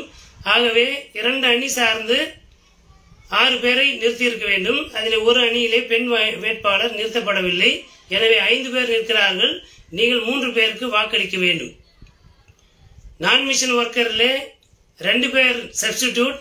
எனவே 2 அணியிலிருந்து 4 பேர் நிற்கிறார்கள். அதில் 2 பேருக்கு வாக்களிக்க வேண்டும் என்பதை மனதில் வைத்துக் கொள்ளுங்கள். 3 அணியினுடைய இந்த தேர்தல் பிரச்சாரத்திற்கான அறிக்கை பேப்பர் உங்களிடத்தில் இருக்குமானால் நீங்கள் உங்கள் அறைகளை பூட்டி ஜெப அறையிலே போய் உட்கார்ந்து ஜெப தியானத்தோடு உட்கார்ந்து இந்த 3 அணியை சார்ந்த வேட்பாளர்கள் யார் என்பதை, ஆண்டவரே எனக்கு நீர் வெளிப்படுத்தும். முதலாவது குருசேகரத்துடைய மக்களிடத்தில் விசாரி, எந்த சபையை சார்ந்த இந்த ஐயர் எந்த சபையில் ஐயரா இருக்கிறாரு, வருஷத்தினுடைய 52 வாரமும் கோயிலுக்கு வந்திருக்கிறாரா என்பதை கேளுங்க. தேர்தல் பிரச்சாரத்திற்காக விடுமுறை போட்டுவிட்டு ஆயர் பணி செய்யாத ஆயர்கள் பேராயருடைய ஆதரவு அணியிலே இருக்கிறார்கள். இதே எங்களை போல எதிர்கட்சியில இருந்து நாங்கள் லீவு போட்டு நாங்கள் போயிருந்தோம், இந்நேரம் எங்களுக்கு ஷோகாஸ் நோட்டீஸ் அனுப்பியிருப்பார் பேராயர். அதனால் அதை செய்ய மாட்டார். ஆனால் பேராயருடைய அணியை சார்ந்தவர்கள் எப்படி வேண்டுமானாலும் இருக்கலாம். அதே போல மிஷின் ஒர்க்கர், நான் மிஷின் ஒர்க்கர், அரசு வேலையில் இருக்கின்ற ஆசிரியர்கள் தேர்தலில் நிற்கக்கூடாது என்றால் யார் நிற்பது? படிப்பறிவு இல்லாதவர்களை கொண்டு வந்து ஆளும் குழுவை நிறுத்தி அவர்களை ஏமாற்ற முயற்சிக்கலாமா? திருச்சபையுடைய ஒழுங்கின்படி ஆங்கிலத்தில் இருக்கின்ற சட்ட புஸ்தகத்தை ஆங்கிலத்திலே பேசுவதற்கான அறிவு இருக்கிறவர்கள் தான் ஆளும் குழுவிலே இருக்க வேண்டும். ஆளுங்குழு கூடுகையானது ஆங்கிலத்திலே நடத்தப்பட வேண்டும். எத்தனை பேருக்கு தேர்தலில் நிற்கிறவர்களுக்கு ஆங்கில அறிவு இருக்கிறது? யாரை நான் குறைத்து மதிப்பிடவில்லை. I didn't underestimate. ஆனால் அவரவரை சோதித்து பார்க்க வேண்டும்.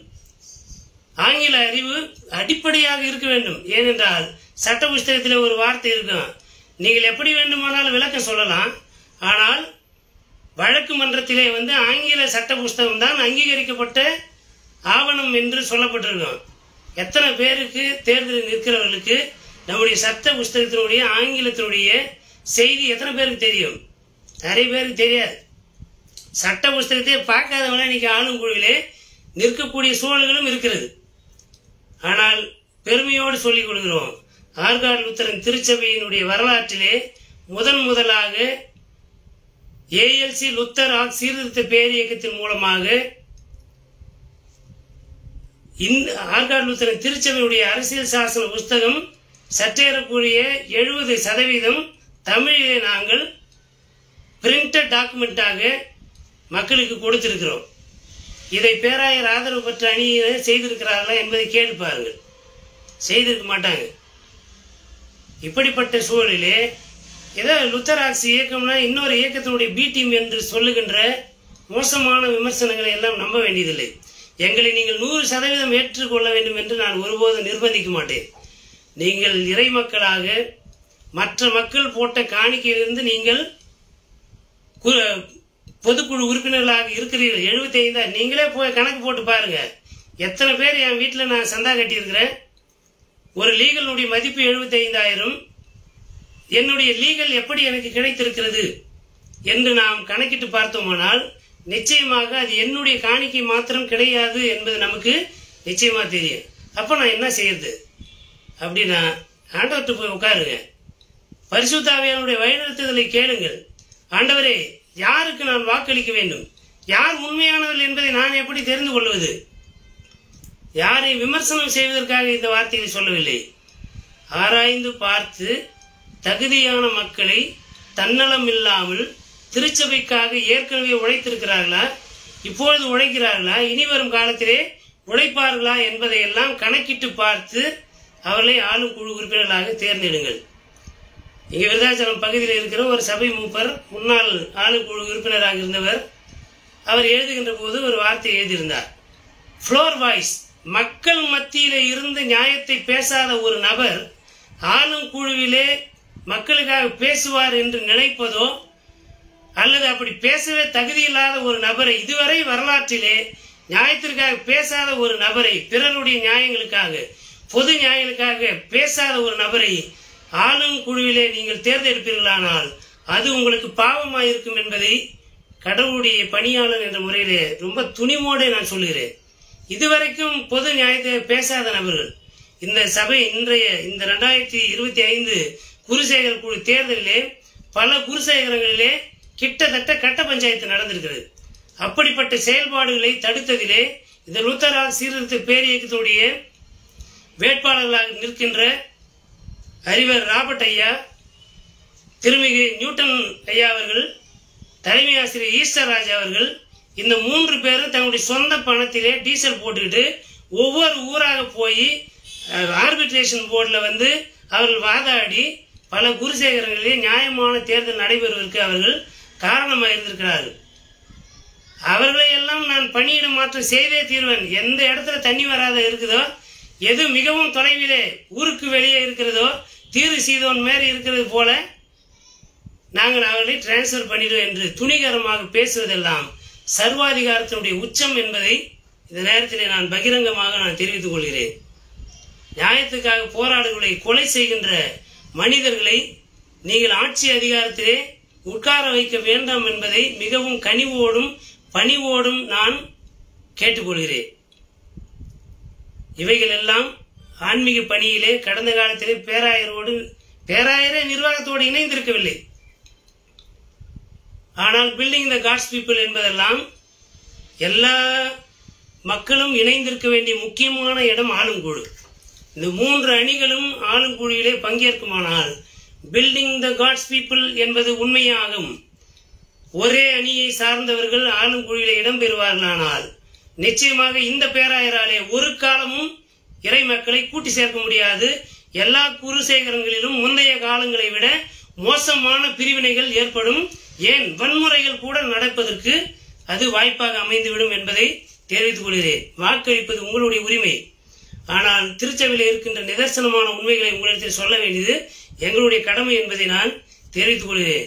எஸ். ராபர்ட் ஐயா அவர்கள் உதவி தலைவராக அங்கே பேராயருடைய வலது பார்சத்திலே உட்கார்வாரேயானால் நிச்சயமாக அனைத்து குருசேகரங்களிலும் ஒரு சமத்துவம் ஏற்படும், சகோதரத்துவம் ஏற்படும், அநீதிகள் நடைபெறாதபடிக்கு அதை தடுத்தாளுகை செய்வதற்கான அனைத்து சாத்திய கூறுகளும் இருக்கும்.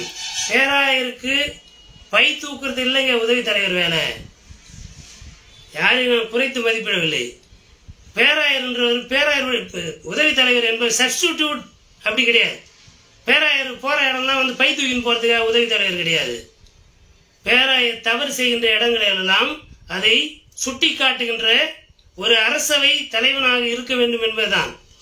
எல்லாவற்றிற்கும் மேலாக பன்ருட்டி பழக்கடையாக இருக்கட்டும், வெலவனாசூர் கோட்டையில் இருக்கிற கோயில் இடமாக இருக்கட்டும், கோடங்குடி என்று சொல்லப்படுகின்ற திட்டக்குடிக்கு அருகில் இருக்கிற ஒரு கிராம சபையில் இருக்கின்ற கோவில் நிலமாக இருக்கட்டும், நெல்லிக்குப்பத்தில் இருக்கின்ற கிண்டர்கார்டன் இடம், இவைகள் எல்லாமே இன்று வரையிலும் பாதுகாப்பாக இருப்பதற்கு ஏக தலைவன் என்று சொன்னால் அது அருட்பணி அறிவர் சா. ராபர்ட் என்பதை திருச்சபை மக்கள் அறிந்து கொள்ள வேண்டும் என்பதை இந்த நேரத்திலே பதிவு செய்கிறேன். எஸ். ராபர்ட் இல்லாத ஒரு ஆளுங்குழு உருவாகுமானால் நிச்சயமாக சொல்கிறேன், திருச்சபையில் சர்வாதிகாரம் அதிகமாகும். நிறைய ஆசிரியர்கள் ஆயர் பெருமக்கள் பழிவாங்கப்படுவார்கள்.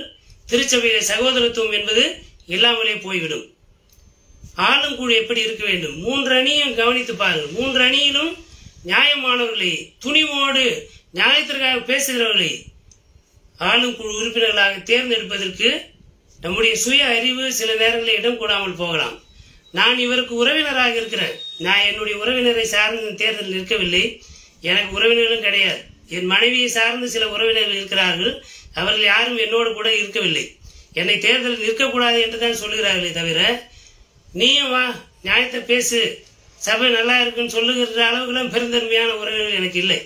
சொல்லப்போனா இந்த என்னுடைய உறவினர்களே என்னுடைய என்னை அழிப்பதற்காக காரணமாக கூட சிலர் இருக்கிறார்கள். ஓட்டு போடுறாங்க, போடாம போறாங்க, அதெல்லாம் அவருடைய விருப்பம், அவருடைய உரிமை. நான் கடவுளை மாத்திரமே நம்பிதான் இந்த சபையில ஆயராக இருக்கிறேன். எனக்காக ஜெபிக்கிற மக்கள் உண்டு. என்னை அறியாமலே, என்னோடு பழகாமலே என் மீது அன்பு செலுத்துகின்ற இறை மக்கள் இருக்கிறார்கள். நான் அழைத்து எனக்கு வாக்கு செலுத்துங்கள் என்று கேட்காத அநேக மக்கள் எனக்காக ஜெபிக்கிறேன் என்ற வார்த்தையை சொன்னார்கள். அதுதான் எனக்கான நம்பிக்கை, அதுதான் எனக்கான அரண். இப்படி இருக்கிற போது ஆலயங்களை பராமரிக்க, சொத்து பராமரிப்பு என்பது த மேனேஜிங் ட்ரஸ்டி என்பதுதான் வைஸ் பிரசிடென்டுடைய வேலை, அதிகபட்சமான வேலை.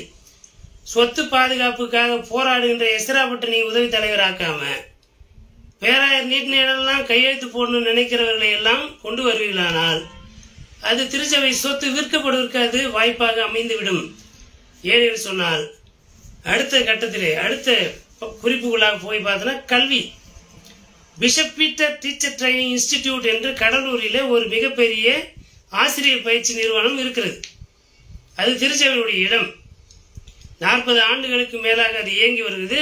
பல ஆசிரியர்கள் அங்கே படித்து ஆசிரியராக இருந்து தலைமை ஆசிரியராக ஓய்வு பெற்றிருக்கிறார்கள். அதனுடைய முதல்வர்கள் இந்த தேர்தலில் பங்கேற்கிறார்கள். அதனுடைய ஆசிரியர், தலைமை ஆசிரியர்கள் இப்பொழுதும் ஆசிரியர்களாக ஆசிரியர் பணியை செய்கிறார்கள். இன்னைக்கு நிலைமை என்ன தெரியுங்களா? அந்த வளாகத்தை கையகப்படுத்தி அதில் பீச் ரிசார்ட் கட்டணுன்றாங்க. அதை மிஷினரிமார்களே செஞ்சிருப்பாங்களே அவங்களுடைய பணத்தில். பணம் சம்பாதிக்கணுன்றது மிஷினரிமார்களுடைய எண்ணமாக இருந்தால் இங்கே பல ரிசார்ட்டுகள் கட்டப்பட்டிருக்கும். ஏன் கல்வி நிறுவனங்களை நிறுவினார்கள்? நீங்களும் நானும் கல்வியை பெற்று இந்த சமுதாயத்திலே குலத்தொழிலுக்கு ஆளாகாதபடிக்கு நான் போதகராகவும், உங்களிலே பலர் மருத்துவராக, வழக்கறிஞர்களாக, தலைமை ஆசிரியர்களாக, ஆசிரியர் பெருமக்களாக இந்த சமூகத்திற்கு ஒளியாக இருக்கின்ற இடத்துல இன்னைக்கு நாம் உட்கார்ந்து இருக்கிறோம்னா அது மிஷினரிமார்கள் பள்ளிக்கூடத்தை நிறுவனத்தால்தான். ரிசார்ட் கட்டின்னு லாபம் சம்பாதிப்பதற்காக அல்ல. அப்படி செய்வது கடவுளுக்கு எதிரான பாவம், மிஷினரிமார்களின் ரத்தத்துக்கு எதிரான பாவம். கல்லுகளை அப்பமாக்குகின்ற வேலையை பேராயர் ஆதரவு பெற்ற அணியினர் செய்வதற்காக ஒரே தலைமையின் கீழாக ஆளுங்குழு நிறுவப்பட வேண்டும் என்ற பிரச்சாரத்தை செய்கிறார்கள். அப்படி செய்ய வேண்டாம். திருச்சபையினுடைய சொத்துக்குன்னு ஒரு பரிசுத்தம் இருக்கிறது. ஆகாப் எசபேலினுடைய காலத்திலே எலியா சொல்லுகிற போது திராட்சை தோட்டத்தை கீரை கொள்ளையாக்குகின்ற செயலை ஆகாப் ராஜாவும் எசபேல் ராணியை செய்தார்கள். எந்த இடத்திலே நாபோத்தின் ரத்தம் சிந்தினதோ அதே இடத்திலே ஆகாப் எசபேலினுடைய ரத்தம் சிந்தப்பட்டது என்பது திருமறையினுடைய வரலாறு. 1 ராஜாக்களின் புத்தகம் 21ஆம் அதிகாரத்தில் இருக்குது. கோயில் சொத்து புறம்போக்காக இல்லை, அது பயன்படுத்தப்பட்டாலும் பயன்படுத்தப்படாமலும் அது ஆற்காடு லூத்தரன் திருச்சபை என்ற பெயரை உச்சரித்துக் கொண்டே இருக்கிறது என்பதை மறந்து விடாதீர்கள். நீங்கள் பேசவில்லை, ஆனால் இந்த கல்லுகள் பேசும் என்பது திருமறையின் வார்த்தை. அந்த இடம் சொல்லிக் கொண்டே இருக்கிறது. இது டேனிஷ் மிஷனுடைய ப்ராப்பர்ட்டி, இது ஆற்காடு லூத்தரனுடைய ப்ராப்பர்ட்டி என்ற வார்த்தையை அந்த பயன்படுத்தப்படாத நிலங்கள் சொல்லிக் கொண்டிருக்கின்றன. நீங்கள் அதில் ஒர்க் ஷாப் வைக்கிறது, அது சந்தப்பேட்டை மருத்துவமனை வளாகத்திலே மெக்கானிக் ஷாப்ஸ் அமைப்பதற்கு முயற்சிக்கிறார்கள். அதெல்லாம் பாவம். மருத்துவமனை வளாகத்தில் என்ன இருக்கணும்? ஒரு கிளீனிக் இருக்கலாம், லேப் இருக்கலாம், மெடிக்கல் லேப் இருக்கலாம், நர்சரி பள்ளி இருக்கலாம், முதியோர் இல்லங்கள் இருக்கலாம், குழந்தைகளுக்கான அனாதை குழந்தைகளுக்கான இல்லங்கள் கட்டப்படலாம். ஒர்க் ஷாப் வைக்கிறதுக்கு பெதஸ்தா குளம் என்பது பிணியாளிகளுக்கு நோய் அளிப்பதற்கு தானே தவிர அழுக்கா இருக்கிற வண்டிகளை கழுவுவதற்கான இடம் கிடையாது. ஆகவே பெதஸ்தா குளங்களை வண்டி கழுவும் இடமாக மாற்ற முயற்சிக்கின்ற இந்த விதமான தவறான போக்கு உள்ள, தவறான தரிசனம் உள்ள மக்களை அங்கீகரிக்க கூடாது என்பதை நேரடியாகவே சொல்லுகிறேன். மருத்துவமனை வளாகத்தை பராமரிப்போம். அங்கே ஒரு யாரும் இல்லாத பெற்றோர்கள் இருக்கின்ற அல்லது பிள்ளைகள் இருக்கின்ற பெற்றோர்களுக்கான முதியோர் இல்லம் அல்ல, ஆதரவற்ற நிலையில் இருக்கின்ற ரோட்டிலும் வீதிகளிலும் படுப்பதற்கு இடம் இல்லாமல் கிடக்கின்ற மக்கள், வயதானவர்கள் எத்தனையோ பேர் உண்டு. அப்படிப்பட்ட மக்களுக்கான ஒரு முதியோர் இல்லத்தை நாம் கட்டுவோம். நம்ம எல்லாமே லாஜிக்கலா என்ன சொல்லணும், முதியோர் இல்லத்தை கட்டக்கூடாது. ஏன்னா உன் வாழ்நாள் நீடித்திருக்கும்படிக்கு உன் தகப்பனையும் தாயையும் கணம் பண்ணுவாயாக. எனவே பெற்றோர்களை பராமரிப்பதுதான் நம்ம வேலையை தவிர முதியோர் இல்லம் கட்டுவதை ஊக்குவிக்க கூடாது என்று புத்திசாலித்தனமாக பிரசனை செய்வார்கள். ஆனா வண்டி கடை வைக்கலான்னு எந்த இடத்துல எழுதிருக்கு பைபிள்ல? ஒர்க் ஷாப் வைக்கலான்னு எழுதிருதா கோயில் இடத்துல? அப்படிப்பட்ட தவறான அணுகுமுறைகள் நடப்பதற்கு அப்சல்யூட் மெஜாரிட்டி, ஒரே அணியினுடைய வெற்றி, இப்படிப்பட்ட தவறுகளும் பாவங்களும் திருச்சபையிலே நடப்பதற்கு அது காரணமாகிவிடும். எனவே மருத்துவமனை வளாகங்களும் கல்வி நிறுவனங்களும் பாதுகாக்கப்பட வேண்டும். கல்வி நிறுவனங்களை பாதுகாக்க சுயநீதி விடுதிகளை அமைப்போம். ஏற்கனவே திருமிகு அதிசயராஜன் தலைமை ஆசிரியர் விருதாச்சலத்திலே தலைமை ஆசிரியராக இருந்த காலத்திலே ஒரு விடுதி ஒன்று அமைத்து, அந்த பழைய ஹாஸ்பிட்டல் பங்களாவிலே அந்த விடுதி இயங்கி வந்தது. அந்த நாட்களிலே நான் இங்கே போயிருக்கிறேன். இன்றைக்கு அது இல்லை. இன்றைக்கு பள்ளிக்கூடம் மிகப்பெரிய டிப்ளாய்மெண்ட் பிரச்சனையோட மாணவ சேர்க்கை குறைபாடு என்ற சிக்கல் இருக்கிறது. பள்ளிக்கூடத்தை கவனிக்காமல் பேராயருக்கு பிரச்சாரம் செய்கின்ற வேலையை செய்து கொண்டிருக்கிறார் தலைமை ஆசிரியர். அவர் என்றைக்கு பள்ளிக்கூட ஆசிரியர்களை ஒருங்கிணைப்பதற்கு அவர் அர்ப்பணிப்பது கிடையாது. எப்பொழுதும் பேராயருக்கு ஆதரவாக விளம்பரம் செய்து கொண்டிருக்கிறார். பள்ளிக்கூடத்துக்கு ஏதாவது விளம்பரம் ஓட்டியிருக்காங்களா? பள்ளிக்கூடம் ஆரம்பிக்கும் போது புதிய கல்வி ஆண்டுக்குள்ளே போக போகிறோம், ஒரு பேனர் வச்சு பிள்ளைங்க first mark, second mark, third mark எடுத்த பிள்ளைங்க எல்லா தனியார் பள்ளிகளிலும் டிஜிட்டல் பேனர் வச்சு பள்ளிக்கூடத்தை விளம்பரப்படுத்துகிறான். நீங்கள் செய்கிறீங்களான்னு கேட்டால் அதை செய்ய மாட்டார். ஆனால் பேராயருக்கு விளம்பரம் படிஞ்சு கொண்டு அதுக்கு மெனக்கடை உட்காந்து ஒரு பத்திரிகை நிருபரை கையில் வைத்து கொண்டு அவர் எது ஒன்றாலும் எழுதுவார். ஒரு ஆசிரியரை லுங்கியில் இருக்கிற மாதிரி அரை நிர்வாணமாக இருப்பது போல எல்லாம் வீடியோ போட்டிருக்காங்க. இதைதான் தலைமை ஆசிரியர் செய்து கொண்டிருக்கிறார் தவிர பள்ளிக்கூடத்தை மேம்படுத்துவதற்கான விளம்பரங்கள் பெரும்பாலும் வரவில்லை. அப்ப பள்ளிக்கூடத்தை வளர்ப்பதற்கு என்ன செய்வது அப்படின்னா, சுயநீதி விடுதிகளை அமைத்து பிள்ளைகளை சேர்த்து அதன் மூலமாக பள்ளிகளை மேம்படுத்த வேண்டும் என்பது ஏஎல்சி லூத்தர் ஆக்ஸ் சீர்திருத்த பேரியக்கத்தினுடைய தலைவர் அறிவர் சார் ராபர்ட் ஐயா அவர்கள் உதவி தலைவராக பொறுப்பேற்ற பிறகு இந்த நிர்வாகம் ஆக்ஸ் இயக்கத்தினுடைய உதவியோடு அமைகிற போது நிச்சயமாக அதை செய்வோம் என்பதை வாக்குறுதியாக தெரிவித்துக் கொள்கிறோம். பள்ளிக்கூடத்தை குறித்த விளம்பரம் இன்னைக்கு பார்த்தோன்னா இந்த 10ஆம் வகுப்பு 12ஆம் வகுப்பு தேர்தல் அந்த பள்ளியுடைய ரிசல்ட் வந்தபோது எல்லாரும் என்ன செஞ்சு தெரியுங்களா? அந்தந்த பள்ளியுடைய ஆசிரியர்கள் அந்தந்த பள்ளியை குறித்து விளம்பரப்படுத்தினார்களே தவிர இது ஆற்காடு லூத்தரன் திருச்சபையுடைய நிறுவனம், இது டேனிஷ் மிஷன் பள்ளி, இது என்னுடைய அடையாளம். எனவே எல்லா பள்ளிகளுடைய ரிசல்ட் என்ன, அதை எப்படி விளம்பரப்படுத்துவது, அதை எப்படி மேம்படுத்துவது என்கின்ற பிரச்சாரத்தை யாருமே செய்யவில்லை. அந்த தலைமை ஆசிரியரை விட நான் அதிகமாக கொடுத்துருக்கிறேன், அந்த ஆசிரியரை விட நான் அதிகமான ரிசல்ட் கொடுத்துருக்கிறேன். இந்த போட்டி, இந்த குறுகிய மனப்பான்மையுடைய போட்டி மனப்பான்மை தான் இருக்கிறதே தவிர ஒரு பரந்த மனப்பான்மையோடு ஒட்டுமொத்தமான ஆற்காடு லூத்தரன் என்னுடைய தாய் வீடு, இது என்னுடைய நிறுவனம். அது கரியாலூராக இருக்கலாம், விருதாச்சலமாக இருக்கலாம், சார்வனாக இருக்கலாம், கார்மேலாக இருக்கலாம், நெல்லிக்குப்பமாக இருக்கலாம், பட்டாம்பாக்கமாக இருக்கலாம். எல்லா மேல்நிலை பள்ளிகளும் என்னுடைய திருச்சபை பள்ளிகள். சைலம், பரிக்கல் எல்லா பள்ளிக்கூடமே நம்ம பள்ளிக்கூடம் தானே. அதை விளம்பரப்படுத்துவதற்கு நாம் என்ன பிரயாசப்பட்டோம். இன்றைக்கு தேர்தல் பிரச்சாரத்திற்காக எங்க அக்கா நிக்கிறாங்க, மாமா நிக்கிறாங்க, ஓட்டு போடுங்கன்னு விளம்பரப்படுத்துகின்ற எத்தனை விசுவாசிகள் என்னுடைய ஆற்காடு லூத்தரன் திருச்சபையினுடைய பள்ளிகளை நான் விளம்பரப்படுத்துவேன் என்ற எண்ணத்தோடு செயல்பட்டு இருக்கிறோம். யாருமே கிடையாது. தேர்தலுக்கான பிரச்சாரம் என்றால் ராத்திரியும் பகலமா வேலை செய்யற நம்முடைய திருச்சபையினுடைய வளர்ச்சிக்காக, பள்ளியினுடைய வளர்ச்சிக்காக எந்த விளம்பரங்களையும் நாம் செய்யவில்லை. நான் உட்பட 1334 பேருக்கு எனக்கு வாக்களிங்கள் என்று கேட்கிறோமே தவிர எத்தனை பேர்கிட்ட இந்த பள்ளிக்கூடம் வளர்றதுக்கு எனக்கு உதவி செய்யுங்கன்னு கேட்டிருப்போம்? இல்லை.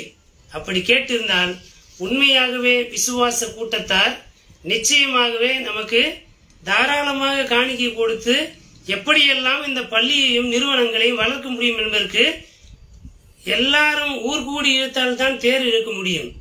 நம்ம எல்லாருமே கூடியிருந்தால் கதீட்ரலை கட்ட முடியும், விடுதிகளை கட்ட முடியும், பள்ளிகளை மேம்படுத்த முடியும், எல்லாவற்றையும் செய்ய முடியும். இப்படிப்பட்ட இந்த தரிசன பார்வையோடு இது விமர்சனமாக தெரியலாம். எங்க பள்ளி எங்க ஹெட்மாஸ்டர் குறை சொல்லிட்டாரா, எங்களுடைய ஆசிரியர் குறை சொல்றாரா என்றெல்லாம் இதை பரப்புரையாக மாற்றி எனக்கு எதிராக பிரச்சாரங்கள் மேற்கொள்ளப்படலாம். ஏன் என்னுடைய அணி என்னுடைய இயக்கத்தை தோற்கடிக்க வேண்டும் என்ற எண்ணம் கூட வரலாம். ஒன்றை மாத்திரம் சொல்லுகிறேன், இது கடவுளுடைய ஆவியானுடைய வழிநடத்துதல். எனக்கு என்று எந்த சுயநலமும் கிடையாது. என்னுடைய இயக்கத்தினரும் யாரும் சுயநலமானவர்கள் கிடையாது. அவர்கள் தனித்தனியே தங்களுக்கு தெரிந்த விதத்திலே நியாயத்திற்காக போராடி கொண்டிருந்தார்கள். தேர்தலில் நிற்க வேண்டும் என்று விரும்பினார்கள். எனவே இந்த இயக்கத்தை அமைத்து அதிலே வேட்பாளர்களை முன்னிறுத்தி இருக்கிறோமே தவிர நீங்கள் யார் யாரை குறித்து என்னென்ன விமர்சனங்கள் எதிர்மறையாக வைக்கப்படுகிறது என்பதெல்லாம் நமக்கு தெரியும். ஆனால் தனித்தனியே நான் பெயர் சொல்ல விரும்பவில்லை. ஆனால் லூத்தர் ஆக்ஸ் பேர் இயக்கம் என்பது கடவுளுடைய அருளாலும் திருச்சபையுடைய முன்னாள் தலைவர்களுடைய வழிகாட்டுதலோடும் யாரையும் பகைமைக்கு வழிநடத்தாமல் எல்லோரையும் கூட்டி சேர்ப்பதற்கான ஒரு புதிய அமைப்பாக பில்டிங் த காட்ஸ் பீப்புள் என்பது என்னுடைய யார் தான் செய்யறாங்க அப்படின்னா உண்மையாகவே லூத்தர் ஆக்ஸ் சீர்திருத்தம் தான் அதை செய்து பேராயர் செய்யவில்லை. பேராயர் ஒரு அணியினுடைய தலைவராக இருக்கிறார். நாங்கள் தான் அதை செய்து கொண்டிருக்கிறோம். 2 பேரையும் எதிரியாக பார்க்காமல் எல்லோரையும் நண்பர்களாக பார்க்கிறோம். எங்களிடத்தில் எல்லாரும் வாக்கு கேட்கிறார்கள். நாங்களும் அவர்களோடு கூட பயணித்துக் கொண்டிருக்கிறோம். ஏன் இதை சொல்றேன்னா, பிரித்த ஆளுகை செய்து கொண்டு ஒரு அணியின் தலைவராக இருந்து கொண்டு நாம் பில்டிங் த காட்ஸ் பீப்புள் என்று சொல்லுவதெல்லாம் அது மக்களுக்கே அது வேடிக்கையாகத்தான் தோன்றும். என்னுடைய ஆளுமையை மாற்றிக்கொள்ள வேண்டும். அணியின் தலைவராக இருப்பதல்ல, என்னுடைய ஆளுமையை மாற்றிக்கொண்டு நான் அனைவருக்குமான தலைவராக இருக்கணும்னா, கள்ளக்குறிச்சியில் ஒரு மீட்டிங் நடக்குது, அன்றைக்கு பேராயர் அந்த ஊரில் இருக்கிறார். அப்போ அதனுடைய பொருள் என்ன? ஒரே நேரத்தில் ரெண்டுமே லைவ்ல வருது. அதனுடைய அர்த்தம் என்ன? பேராயர் அந்த கட்சியினுடைய தலைவராக இருக்கிறார் என்றது பகிரங்கமாக அது வெளிப்படுத்தப்படுகிறது. மீட்டிங்கில் ஒரு கூட்டம் இருக்கிறது, அதே கூட்டம் கல்லறையிலே ஒன்றாக நிற்கிறார்கள். இதெல்லாம் என்ன? இதுதான் பில்டிங் த காட்ஸ் பீப்புளா என்பதை சிந்தித்து பாருங்கள். வெளிப்படையாக பேசுகிறது. எனக்கு சூசகமாக பேச தெரியாது. பொதுவான நியாயங்களை திருச்சபையினுடைய நலன் கருதி ரொம்ப வெளிப்படையாக நான் உங்களுக்கு இதை வெளிப்படுத்திருக்கிறேன். உங்கள் மனதிலே பட்ட நியாயங்களை எனக்காக அல்ல, என் இயக்கத்திற்காக அல்ல, இந்த திருச்சபை வாழ வேண்டும். எல்லாரும் அதிலே வாழ வேண்டும்.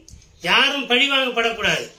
போன நிர்வாகத்தில் ஒரு நிர்வாகம் இருந்த போது சர்ச்சில் என்கின்ற தலைமை ஆசிரியர் இந்த நிர்வாகத்தினுடைய பழிவாங்குதலால் தான் இறந்து போனார் என்று சொல்லி தேர்தல் பிரச்சாரம் செய்கின்ற இந்த கூட்டம், நீங்களும் அப்படி பல தலைமை ஆசிரியரை கொலை செய்வதற்கான திட்டத்தை வைத்திருக்கிறீர்கள் என்பதை கடவுளே மக்களுக்கு வெளிப்படுத்துவார். இனி அப்படிப்பட்ட மரணங்கள் சம்பவிக்க கூடாது என்கின்ற அந்த தரிசன பார்வையோடு தான் உள்ளத்தினுடைய குமுறல்களை எல்லாம் இறை மக்களே உங்கள் முன்பாக வைக்கிறேன். இனி எந்த மரணமும் அரசியல் காரணத்திற்காக நிகழப்படக்கூடாது. எங்க குடும்பத்தினுடைய தலைவர் டேவிட் அகஸ்டின் ஆகிய என்கின்ற எங்க மாமா, எங்க சித்தப்பா, அவருடைய மரணத்தையே அரசியலாக்கி இருக்கிறது இந்த கூட்டம். அவர் அரசியல் பழிவாங்குதலிலே இறந்தார் என்பது உண்மையானால் நீங்களும் அதைத்தானே செய்ய போகிறீர்கள். ஒவ்வொரு முறையும் என்ன நடக்குதுன்னு பார்த்தனா, தேர்தல் முடிந்த பிறகு கோயிலில் போய் யாரும் ஜெபம் பண்றது கிடையாது. நேராக கல்லறைக்கு கிளம்பிடுது. நேராக பிரச்சாரத்துக்கு ஆரம்பிக்கணுமா, கல்லறைக்கு போ, அப்பா அம்மா கல்லறைக்கு போ. உங்க அப்பா அம்மா தான் இந்த திருச்சபையுடைய தலைவர்ல, அவர்கள் தான் ரத்தம் சிந்தினார்கள. கடவுளை நம்புங்கள். கடவுள் மீது நம்பிக்கை வைக்காமல் உங்களுடைய சுய அடையாளத்திற்காக தலைவர்களாக இருக்கிறவங்க அவங்க அப்பா அம்மா கல்லறைக்கு போறது, அல்லது அந்த கட்சிக்காக உழைத்தார்கள் என்று சொல்லி அவருடைய கல்லறைக்கு போறது, இப்படிலாம் போனால் திருச்சபையை கல்லறை ஆயிடும். நீங்கள் திருச்சபையை கல்லர் குகையாகவும் கல்லறைகளாகவும் மாற்றுவதற்கு தான் பேராயர் ஒரு அணியினுடைய தலைவராக செயல்படுகிறார் என்பதை நான் வெளிப்படையாக சொல்லிக் கொள்கிறேன். நாங்கள் யாரும் அப்படி செய்ய போவதில்லை. இந்த திருச்சபையுடைய உதவி தலைவராக வேட்பாளராக நிற்கின்ற ராபர்ட் ஐயா அவர்கள் ஒருபோதும் ஒரு அணியினுடைய தலைவராக, தேர்தல் முடிகிற வரைக்கும் தான் ஒரு அணியினுடைய தலைவர். ஆனால் இனி அவர் தேர்தல் முடிஞ்சு நாளைக்கு சாயங்காலம் உதவி தலைவர் இவர் தான் டிக்ளேர் பண்ண பிறகு அவர் ஒரு அணியினுடைய பிரதிநிதியா எந்த இடத்துலயாவது பிரகடனப்படுத்துவாரா என்றால் நிச்சயமாக அப்படி இருக்க மாட்டார். பேராயர் மக்கள் குரல் அணியை அமைத்து பேராயர் தேர்தலை முடிக்கிற போது பிரச்சாரத்திலே நான் சொன்னேன், இந்த தேர்தலோடு இந்த அணி சார்ந்த வார்த்தை விட்டுவிட வேண்டும் என்று சொன்னதற்காகவே அந்த அணியிலிருந்து வெளியேற்றப்பட்டேன். நாங்கள் கஷ்டப்பட்டு இந்த இயக்கத்தை உருவாக்கிறோம். என்ன கஷ்டப்பட்டீங்க? ஒரு தேர்தலுக்காக ஒரு அணியை அமைத்தோமா, மக்களை கூட்டி சேர்த்தோமா, வெற்றி பெற்றோமா, விட்டு போய் திருச்சபை நடத்தணும். கட்சி நடத்துறதுக்காக நம்ம உங்களை பேராயராக கொண்டு வந்து வைத்தோம் இல்லை. திருச்சபை நடத்துவதற்காக தான் பேராயர் தேர்தலில் நான் உங்களோடு பயணித்தேன். இன்றைக்கும் நான் திருச்சபைக்காக தான் என்னை ஒப்புகிறேனே தவிர ஒரு கட்சிக்காக உயிரை கொடுக்கிற ஆள் நான் கிடையாது. நான் என்றைக்கும் அப்படி இருக்க மாட்டேன். இதை உங்கள் மத்தியிலே பகிர்ந்து கொள்கிறேன். நிறைவாக சொத்து பாதுகாப்பாக இருக்கட்டும், மருத்துவ ஊழியர்களாகட்டும், கல்வி நிறுவனங்களை பாதுகாப்பதாக இருக்கட்டும், சர்ச்சு கன்ஸ்ட்ரக்ஷனாக இருக்கட்டும், பில்டிங் த காட்ஸ் பீப்புளாக இருக்கட்டும், அது உதவி தலைவராக வரப்போகின்ற நபர் அவர் சார் ராபர்ட்டாக இருந்தால் மாத்திரம்தான் பில்டிங் த காட்ஸ் பீப்புள் என்பது இருக்கும். இல்லாவிட்டால் அது நடக்காது என்பதை மிகவும் ஆணித்தரமாக சொல்கிறேன். ஆளும் குழுவை பொறுத்தவரையிலும் 3 அணிக்கும் வாய்ப்பு கொடுங்கள். அந்த அணியிலே நியாயத்திற்காக பேசுகின்ற நபர்களை வெற்றி அடைய செய்யுங்கள். அப்பொழுதுதான் எதிர்த்து கேள்வி எழுப்புகிறவர்கள் இருந்தால்தான் ஒரு ஆட்சி நீதி உள்ளதாக நடுநிலையாக இருக்கும். இல்லாவிட்டால் திருச்சபை அழிவின் பாதையிலே போகும். அந்த அழிவுக்கு நாமும் காரணமாயிருப்போம். ஒரு கோயில் எடுத்து 99 வருஷம் லீஸுக்கு விட்டா, நான் பகிரங்கமா சொல்றேன், 99 வருஷத்துக்கு அப்புறம் உங்கள் சந்ததியே இருக்காது. உங்களுடைய சந்ததியை வேறு அற்புண்டு போக செய்வார். உங்களுக்கு கொடுக்கப்படுகிற பதவி காலம் 3 ஆண்டுகள் தான். 3 ஆண்டுக்கு மேலான எந்த திட்டத்தையும் செயல்படுத்துவதற்கு உங்களுக்கு அதிகாரம் கிடையாது. அது நான் அதிகாரத்திலே வந்தாலும் அதுதான் சட்டம். ஆகவே 11 மாதங்கள் மாத்திரம்தான் லீஸுக்கு விடுன்றது திருச்சபையுடைய சட்டம். பன்ருட்டி பழக்கடையை விட்டது போல இனி ஒரு பாவம் ஆலய வளாகங்களில் நடைபெறக்கூடாது. சந்தைப்பேட்டை மருத்துவமனை வளாகத்திலே வண்டி கடை வைக்கிறது, அங்கே போய் ஒர்க் ஷாப் வைக்கிறது, அங்கே டீசல் அழுக்குகளை எல்லாம் படிய வைக்கின்ற அபத்தமான செயல்கள் நடைபெறக்கூடாது. பரிசுத்தவான்களுடைய உழைப்பில் வளர்க்கப்பட்ட இந்த Bishop Peters teacher training institute வளாகமானது கல்வி நிறுவனமாக இருக்கணுமே தவிர அது ரிசார்ட்டாக கட்டப்படக்கூடாது. எங்களுடைய இந்த ஏஎல்சி லுத்தர் சீர்திருத்த பேரியக்கத்தினுடைய தலைமை நிர்வாகம் அமைக்கப்படுகிற போது ரெட்ரீட் சென்டர் ஆன்மீகத்திற்கான திருச்சபையுடைய ஆன்மீகத்திற்கான ரெட்ரீட் சென்டர் கட்டப்படும். அது ரீஜனல் வைஸா கட்டப்பட்டு அதை ஆன்மீகத்திற்கான பயன்பாடாக பயன்படுத்துவதற்கு ஆக்கப்பூர்வமான வழியிலே திருச்சபையுடைய சட்டத்திற்கு உட்பட்டு கடவுளுடைய திருப்பெயரின் மகிமைக்கென்று அதை செய்வோம். இவை எல்லாவற்றிலும் எங்களுடைய ஏஎல்சி லுத்தர் சீர்திருத்த பேரியக்கத்தினுடைய தலைவர் அருட்பணி அறிவர் ராபர்ட் ஐயா அவர்கள் உதவி தலைவராக அமர்ந்து அவர் வழியிலே நிற்கின்ற ஆளும் குழு உறுப்பினராக இருக்கின்ற நாங்கள் ஆளும் குழுவிலே ஒரு பிரிவினராய் 3 பிரிவிலிருந்து உள்ளே வர வேண்டும். இது கூட்டணி ஆட்சியாகத்தான் இருக்க வேண்டும். அப்பொழுதுதான் பேராயருடைய பணி என்ன என்பது உண்மையாக தெரியும். இல்லாவிட்டால் செலிபிரிட்டியாக மாத்திரமே இருப்பார். 10 மாசம் வாய்ப்பு கிடைக்கல. 10 மாசமே அவர் செலிபிரிட்டியாக தான் இருக்கிறார். கடையை திறக்கிறது, வீட்டை திறக்கிறது. என்னைக்கு அவர் ஆபீஸ்ல உட்கார்ந்தாரு அப்படின்னு யோசித்து பாருங்க. நான் 4ஆம் பேராயர் காலத்திலிருந்து பேராயர் அலுவலகத்துக்குள்ளே சென்றிருக்கிறேன். அதுக்கு முன்பாக ஒரு சின்ன பழைய போர்டு ஒன்று இருக்கும்.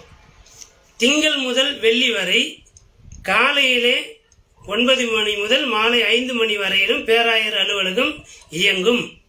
சனிக்கிழமை காலை 9 மணி முதல் 1 மணி வரையிலும் அலுவலகம் இயங்கும். இதிலே செவ்வாய்க்கிழமை வெளியூரிலிருந்து வருகின்ற சாதாரண மக்கள் அதிகாரத்தில் இருக்கிறவர்கள் அல்ல. அதிகாரத்தில் எப்போ வேணாலும் போய் பேராயரை பார்த்துடலாம். ஆனால் சாதாரணமான மக்கள் வேலை வாய்ப்புக்காக, ஒரு நிதி உதவிக்காக, மருத்துவ உதவிக்காக, ஒரு சேரிட்டிக்காக வருகிறவர்கள் பேராயரை சந்திப்பதற்கு செவ்வாய்க்கிழமை அதற்கென்று விசிட்டர்ஸ் டே, அதற்கென்று விசிட்டர்ஸ் நோட் இருக்கும். இன்னைக்கு விசிட்டர்ஸ் நோட் இருக்குதா? செவ்வாய்க்கிழமை ஒவ்வொரு வாரமும் பேராயர் அலுவலகத்தில் அமர்ந்து இருக்கிறாரா? ஆன்லைன் போய் பார்த்தாலே தெரியும் அவர் எத்தனை நாள் அலுவலகத்திலே அமர்ந்திருந்தார் என்பது. இந்த 3 அணிகளும் சேர்ந்த ஒரு கூட்டணி நிர்வாகம் ஏற்படுமானால் நிச்சயமாக பேராயர் சரியான பேராயராக இயங்குவார். இவையெல்லாம் சொல்லி முடியும். ஒரு விஷயத்தை சொல்றேன். இந்த தவறுக்கெல்லாம் பேராயர் என்கின்ற தனிநபர் காரணம் கிடையாது. எப்பொழுதுமே ஒரு தலைவனுடைய வீழ்ச்சிக்கும் எழுச்சிக்கும் காரணமாயிருப்பது அவருக்கு பின்னால் இருக்கின்ற அந்த செம்மறியாட்டு கூட்டம்தான். தன்னுடைய சுயநலனுக்காக வாழ்க வாழ்க என்று ஏற்றிவிட்டு கடைசியிலே தோற்கடித்து விடுவார்கள். அவமானப்படுத்துவதற்கு அவர்கள் தான் காரணமாயிருப்பார்கள். போராளிகளாக இருந்து பொது நியாயத்தை பேசுகிற நாங்கள் ஒருபோதும் பேராயரை கனவீனப்படுத்துவதில்லை. யார் தங்களை பேராயரின் ஆதரவாளர் என்று சொல்லுகிறார்களோ அவர்கள்தான் பேராயருடைய வீழ்தலுக்கு அடிப்படை காரணமாக இருக்கிறார்கள். இப்பொழுதும் பேராயருடைய பேராயரை குறித்து இத்தனை கேள்விகள் எழுப்புவதற்கு காரணம் இந்த 10 மாதங்கள் ஒரு தரப்பு பேராயரை பேராயராக பணி செய்ய விடவில்லை.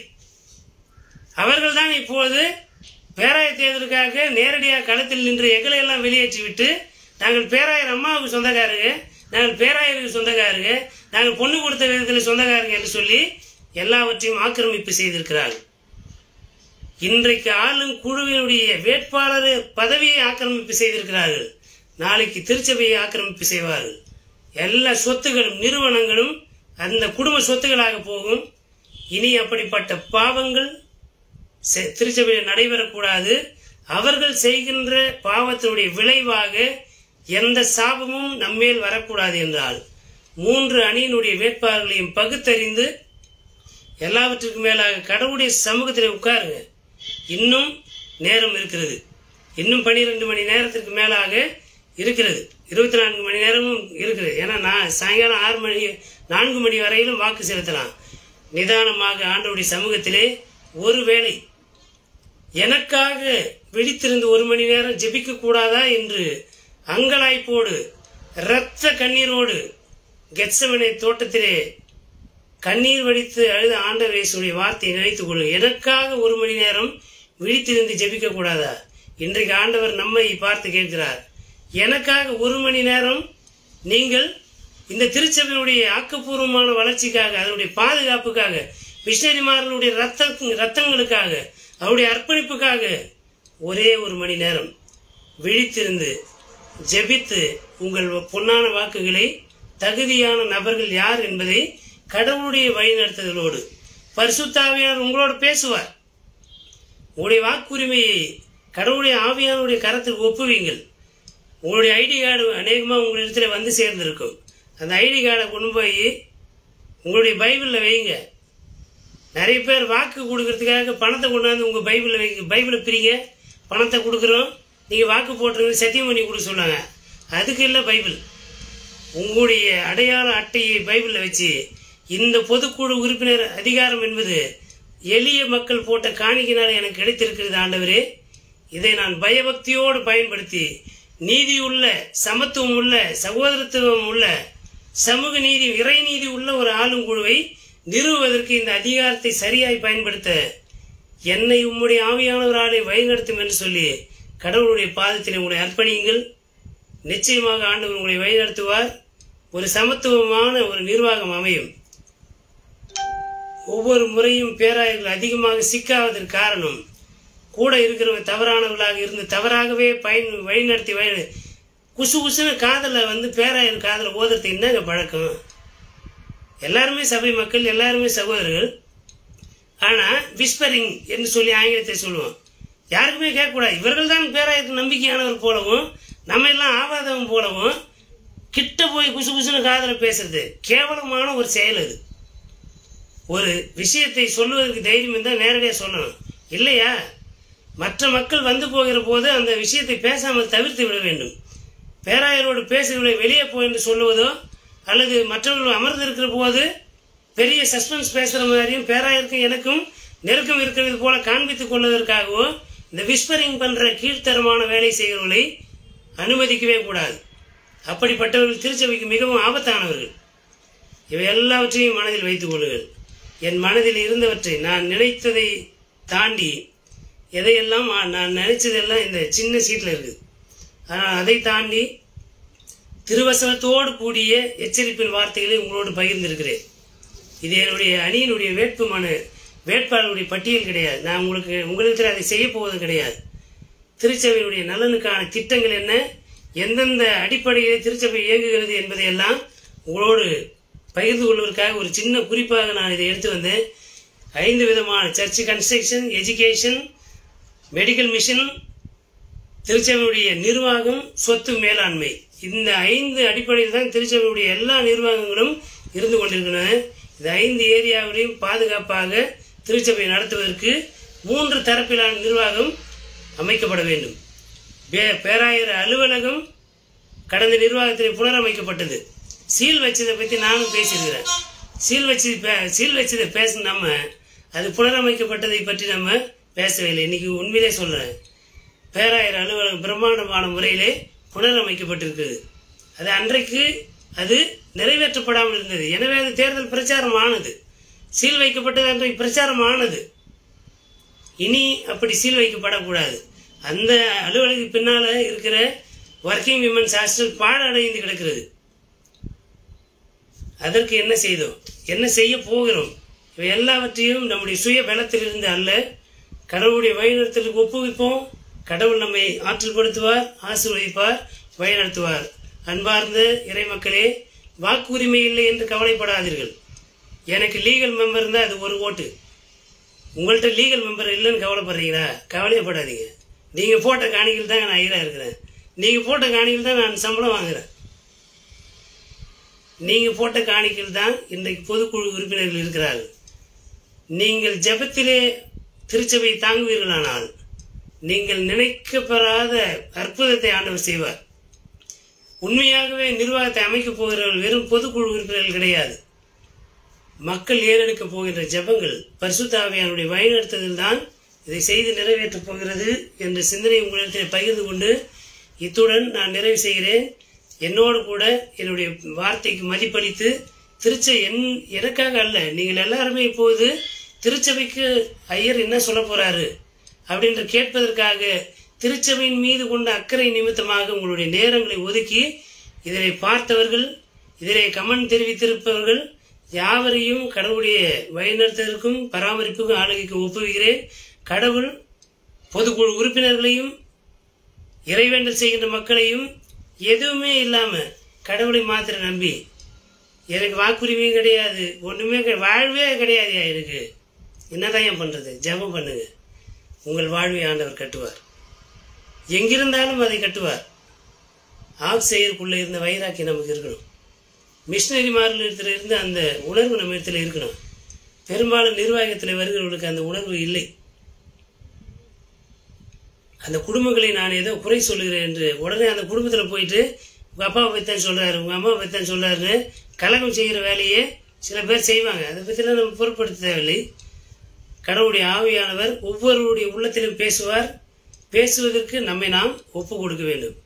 ஜெபத்தோடு வாக்களியுங்கள், உபவாசம் இருந்து ஜெபியுங்கள்.